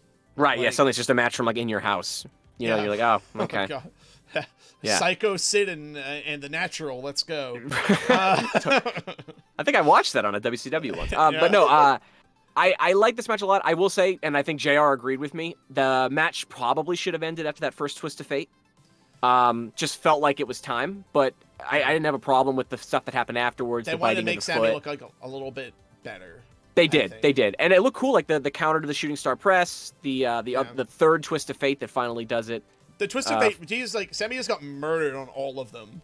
Yeah, I do think it's time for Matt to get a new finish. If we're gonna not nerf the twist of fate, but like Sammy Guevara's taken 3 of them, we need something else. Yeah, but that.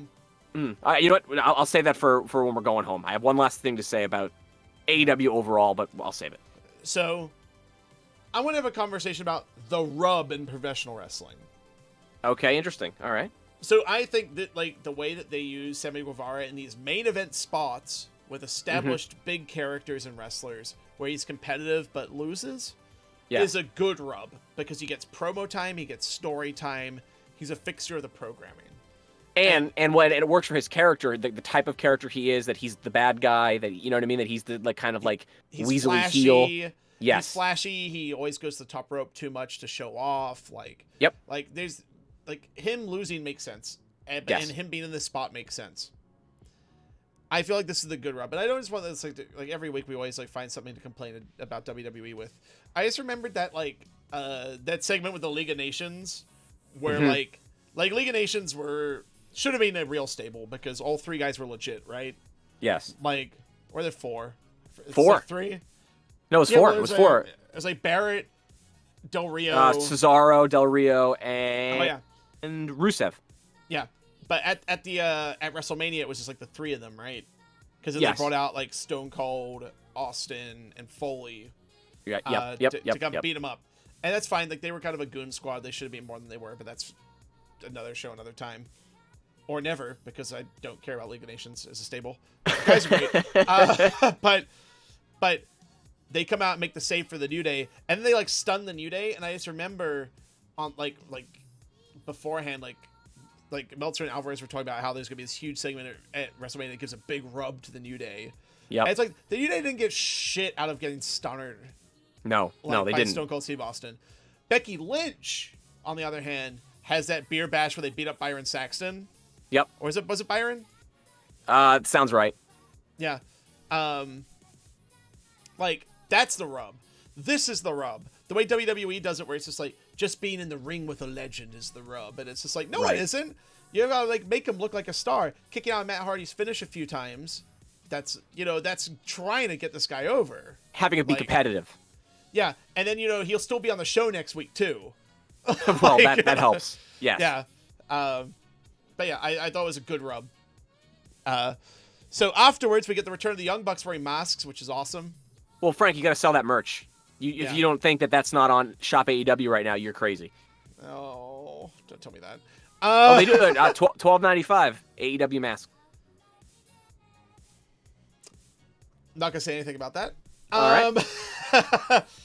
So yeah, the red herring was on BTE. They built a ring because they didn't know when they were going to work again, but surprise. Here they are. They're back.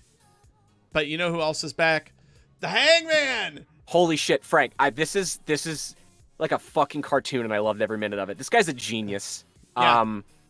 I love that the Inner Circle stuff was up on the field again. I love it. Yep. I mean, like the Elite was like on the field, and we'll see that cool shot at the end. You know, this also has a tie into being the Elite. This is a callback to Hangman doing the Combine stuff in the Jaguars arena. Oh my God.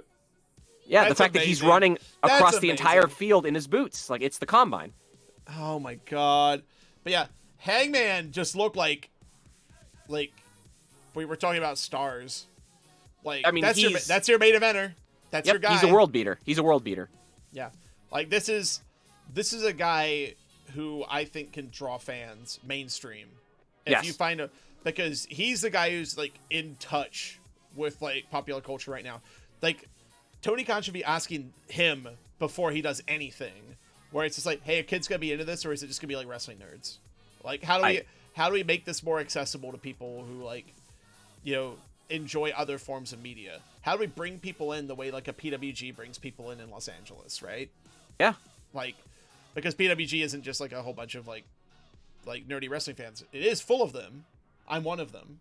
But it's like they always get like weird celebrities show up, and like people bring their friends. It's like part of like being in Los Angeles is like, oh, you're in comedy and stuff. It's like, hey, you gotta go see this wrestling thing. You go to that.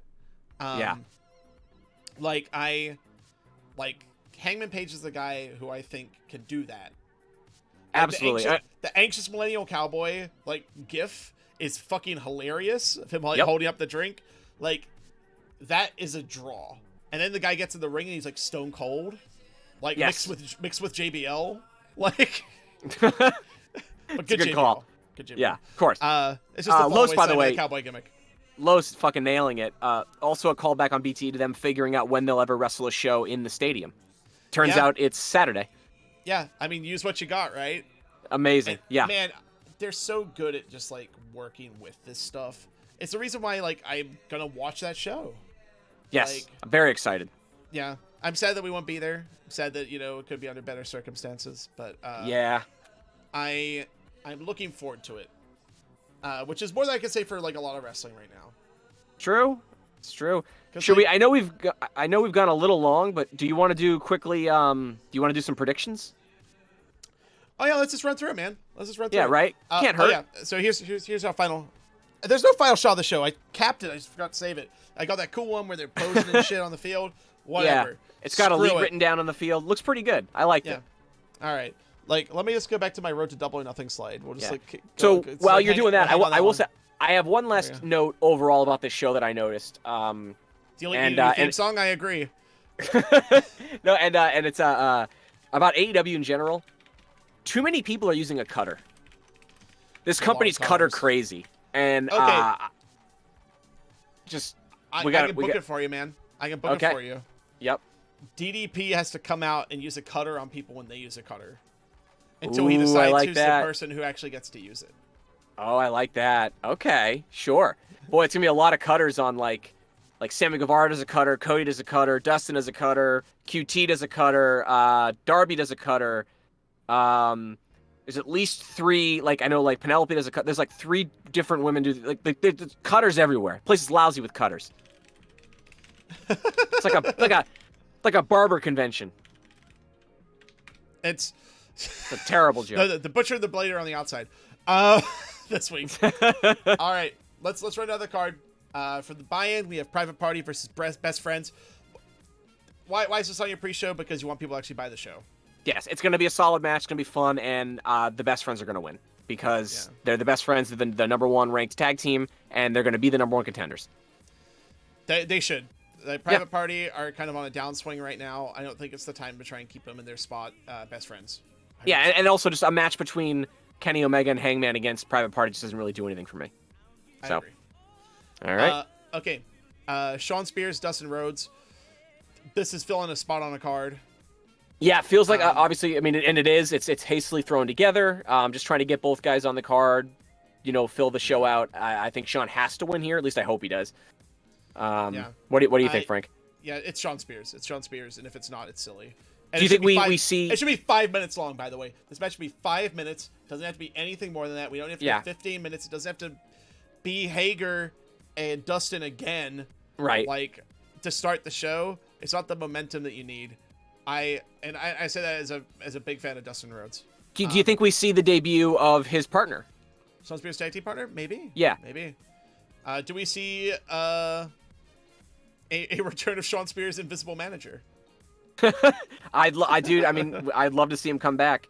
You know, I've got this feeling. I know he's been taken in. He's a part of the Nightmare family. I wonder if maybe we're getting like a QT Marshall Sean Spears tag team coming down the road. I don't know. feel like that'd be great. Yeah. I think that's a good use of him. We'll see. Apple man. Yeah. All right. He's Dr. Frank, Britt Baker. he's the bad apple. QT Marshall. Nice. Hey, Yeah. you know what? We get 2 women's matches on this. What a fucking concept. Yeah. Seriously, you could have multiple women's segments on the same show. AEW. True. Come on, The world y'all. won't end. Yeah. Yeah. Dr. Britt Baker versus Chris Statlander. If Britt Baker's well, Yes. I hope Britt's fine. That's the caveat. Let's see how Britt Baker is on Twitter today. So if she's healthy, mostly because again she's a local and they can use her a lot, I see Britt Baker going over here, and she's also just like really figured this character out. And I think it's okay for Statlander to go through some adversity right now because she was on such a hot streak for a while. Yeah. No update from Britt Baker on whether she's gonna be good for the match, but I hope she is. All right. Yeah. Let's hope. Yeah. Fingers crossed. I say Baker. 100%. Right. Man, we are really in agreement here, Frank. Well, I'm scared. Here's the skepticism here, which is Baker's doing kind of like a goofier heel gimmick now, and those people usually lose. That's true. Guevara. Yeah. Los disagrees. He says Chris needs the win. Well, you might be right, but maybe I'm just a mark for Britt Baker. Yeah, chat. Doctor. Chat. We want your predictions too. Absolutely. Yeah. Just throw them in there. MJF versus Jungle Boy. Jungle Boy hasn't been seen that much lately. Right. And hasn't had much promo time, and I don't feel like I feel like, again, looks like much like Private Party, his character's taken kind of like a dip down since that draw against Jericho. Mm-hmm. And that's unfortunate because I think I think Jungle Boy's a future star. Like they say, Sammy Guevara's a future star. He's a star now, whereas Jungle Boy's a future star. Yeah. What do you think, MJF? MJF via some Wardlow fuckery that also then involves our Luchasaurus friend, and then we set up either a tag team match down the line or a Luchasaurus Wardlow match down the line. Yeah. I wouldn't be opposed to that ECW bullshit where like there's a singles match and then there's interference and it's like, and now it's a tag team match. Like Paul comes out and just says it. Yeah. Why not? Let's go. Yeah. And MJF can tag with I don't know. Sean Spears is already busy, but I don't know. Wardlow. Oh yeah, Wardlow. Yeah. Yeah. The War Dog. Mayhem. Mr. Mayhem. Lo says MJF. Yeah, I agree. Yeah. I think it makes the most sense. Okay, so there's 2 questions we have here for the Casino Ladder match. So we got Darby Allin, Colt Cabana, Orange Cassidy, Rey Fénix, Amazing. Scorpio Sky, Kip Sabian, Frankie Kazarian?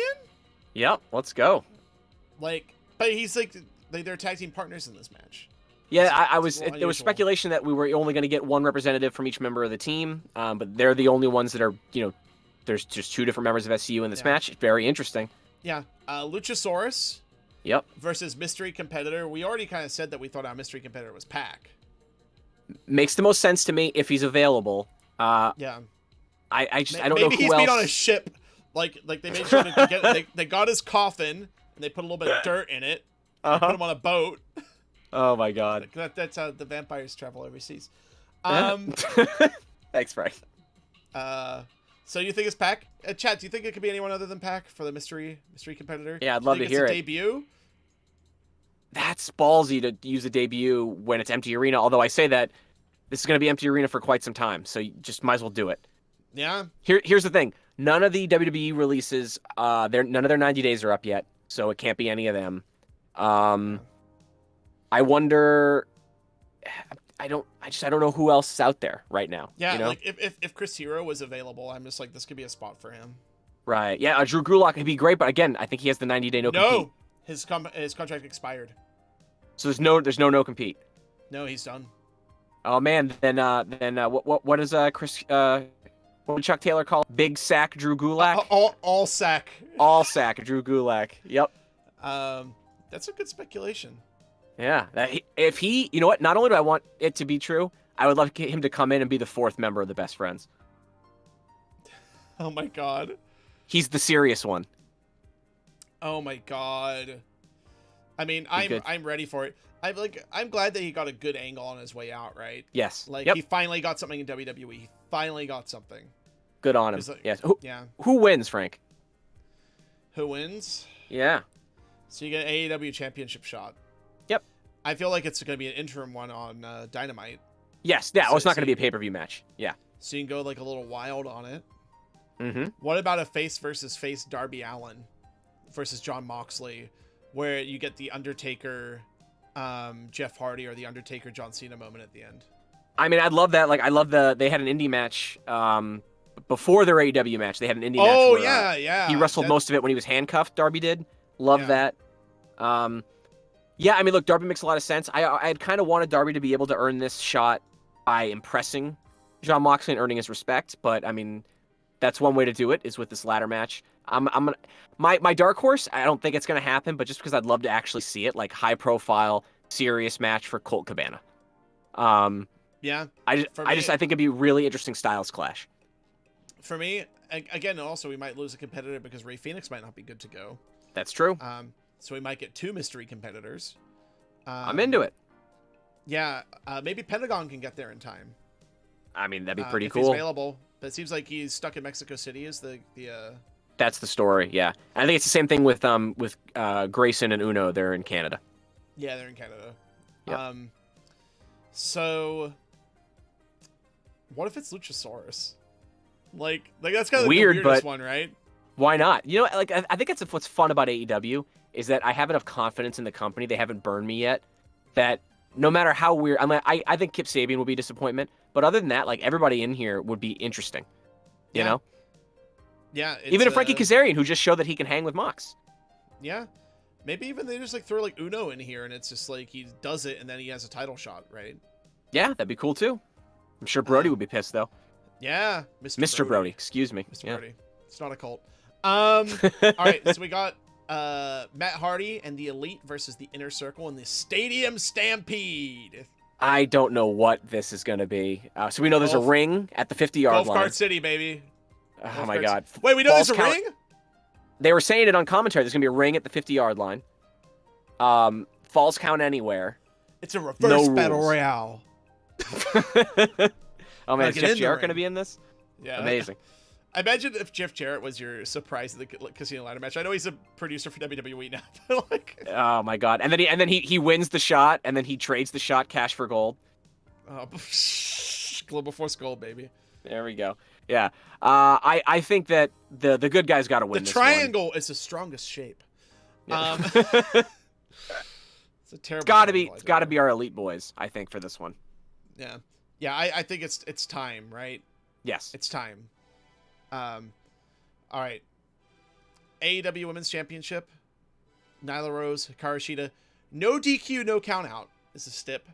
Yeah, which I think it's fun. It's supposed to favor Nyla Rose. I think Shida's gonna win this one. I really do. Or Nyla wins with just like table madness. I mean that's definitely in play. And again, I could be. Joaquin and I always joke around. We have to the Elite for the other match too. It feels like we're in agreement here right now. But Joaquin and I always joke around. We have to like unfuck our brains from being messed up by the WWE. So maybe I'm thinking like, Shida got pinned, so she's gonna get the win. Nyla makes the most sense, but I think Shida has a chance, and I'd like to see it. This upcoming offseason, I felt like you were WWE fucking my brain. That's by the way, the episode of on Monday. This is awesome. Yep. On Monday. It's a really fun episode. Return to producer Tom. That's true. Ooh, buddy. It's going to be a good one.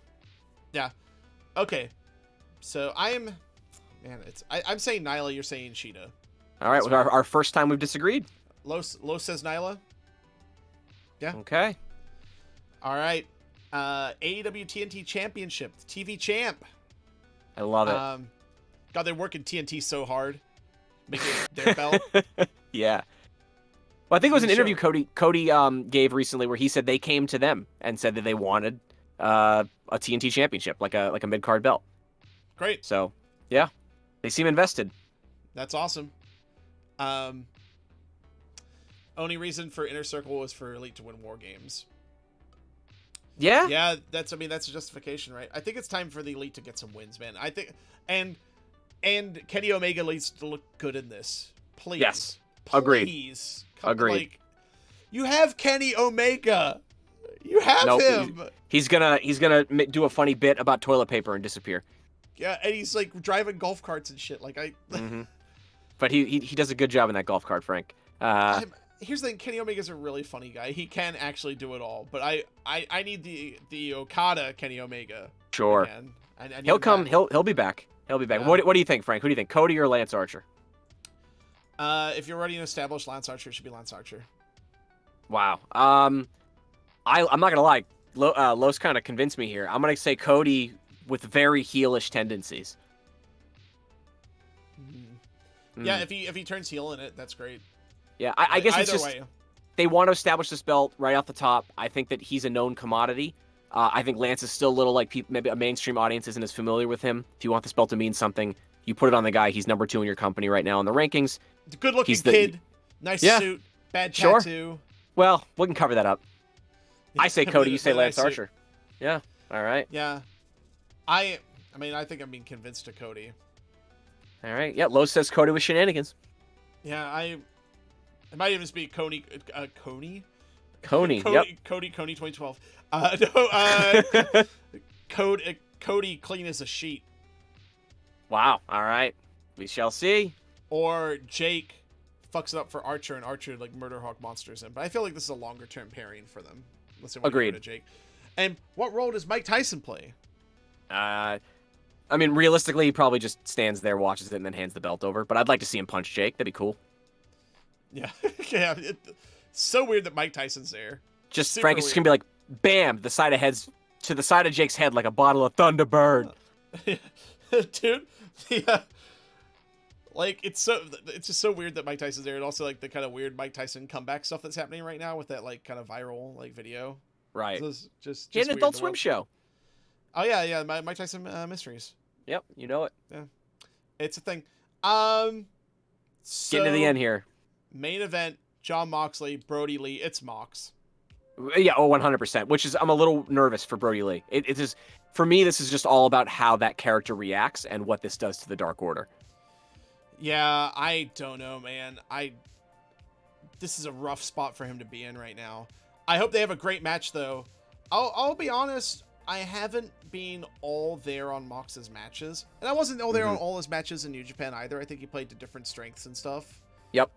There, like I think his Shota match is fucking awesome. I think the Suzuki stuff is great. I thought like when he, oh god, I forgot the name of the DVD man. The DVD man. The comedy gimmick dude in New Japan, the guy in Chaos. Toriano, what the fuck? Thank you. Toriano, Wow. my god. Quarantine brain. Dude, quarantine brain, dude. I don't have ideas anymore. But that's a problem. Thank you, Los. Yeah. Yano. Yep. Yeah. Like I love all those bits, and I thought he had good matches and stuff. But like, I haven't seen him necessarily get to his WWE match quality. That's true.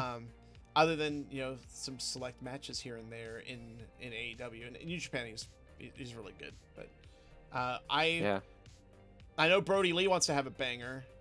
He has to. He absolutely has to. I remember that match he had with Dijak at like the NX at Access. Yep. And like just went nuts. We need that again, and we need it right now. Well, and also please get new gear. Please get new gear. The bar is super high. They're main eventing the show, even though they're probably of the 3 main events, the one with the least amount of heat, which is kind of a bummer. Famously, somebody pointed this out on Reddit, so I'm cribbing a little bit, but Frank, I'm sure I don't know if you remember this. This match, Jon Moxley against Brody Lee, this was the match that got booed at CZW for not being violent enough. Do you remember? Oh my god, it was, wasn't it? It was the main event, and people were furious because it was a huge letdown. Oh man, CZW fans just wanted people to hit each other with axes. Well, yeah, they were expecting a weed whacker, but I'm just saying, like these guys, they've got a lot to prove, and hopefully they do. Yeah, like Mox is like, that turkey carver gimmick, people are gonna think that's hokey, and then everyone's like, it's amazing. Hey man, turkey gets over in America. Come on. Yeah, let your turkey carver. Everyone's True. favorite wrestling weapon. But yeah, gotta be Jon Moxley here. Yeah, I'm looking forward to the show though. This is a fun card.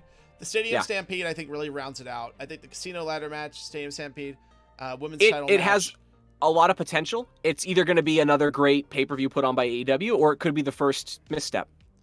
I mean, they've had missteps, like prior to like TV, like Fighter Fest was kind of like a weird show. They had some weird shows. Fair. Yes. But pay-per-view wise, like Revolution, people weren't necessarily ready for it to be the best show ever. Right. Going in, but that was a banger of a show. So I hope they do it again. Same. Yeah. But yeah, man, it's great talking about wrestling again. This was really fun. It's been a blast, Frank. Been an honor and a privilege. Glad I could get away from work for like a little bit. Just a little bit. Yeah, it's super fun. Yeah, thank you everybody for watching. Yes, thank you for joining us. We really appreciate it. That's super fun. You know what? I think I might keep the party going. Okay. I might actually play some PlayerUnknown's Battlegrounds. Oh, very nice. I might just keep on streaming, baby. Oh, I'm gonna go eat actual chicken dinner. So. Oh, I should probably do something like that too. But thank you everybody for hanging out. Really appreciate it as always. Thank you everybody who's giving us ratings, reviews on iTunes. They're a little delayed right now, but if you go on iTunes, search for Watching the Elite. This is awesome. That's our show on there. Give it 5 stars. Oh, thanks, Emperor. Thanks for hanging out. Glad to be back. Glad to kind of find some balance in my life in this new kind of world we're all living in. And I'm glad that everyone joined us for it. Absolutely. It's been very fun. Yeah, I think it might be time to go to the battlegrounds. Nice. Yeah, hit us up. By the way, any questions, comments, concerns at TIA Pod, watchingtheelite@gmail.com. You know how it works. Yes, and everybody, want to put that out there. This is awesomepod.com. Yes. We have a brand new episode coming out on Monday. It's gonna be a fun one. Almost back to the main season. We're really excited, and we hope you join us for it. That'd be super dope. But yeah, I'm gonna switch stream over. Thank you for watching, everybody, and I will be back shortly after a short break. See you, everybody. Bye.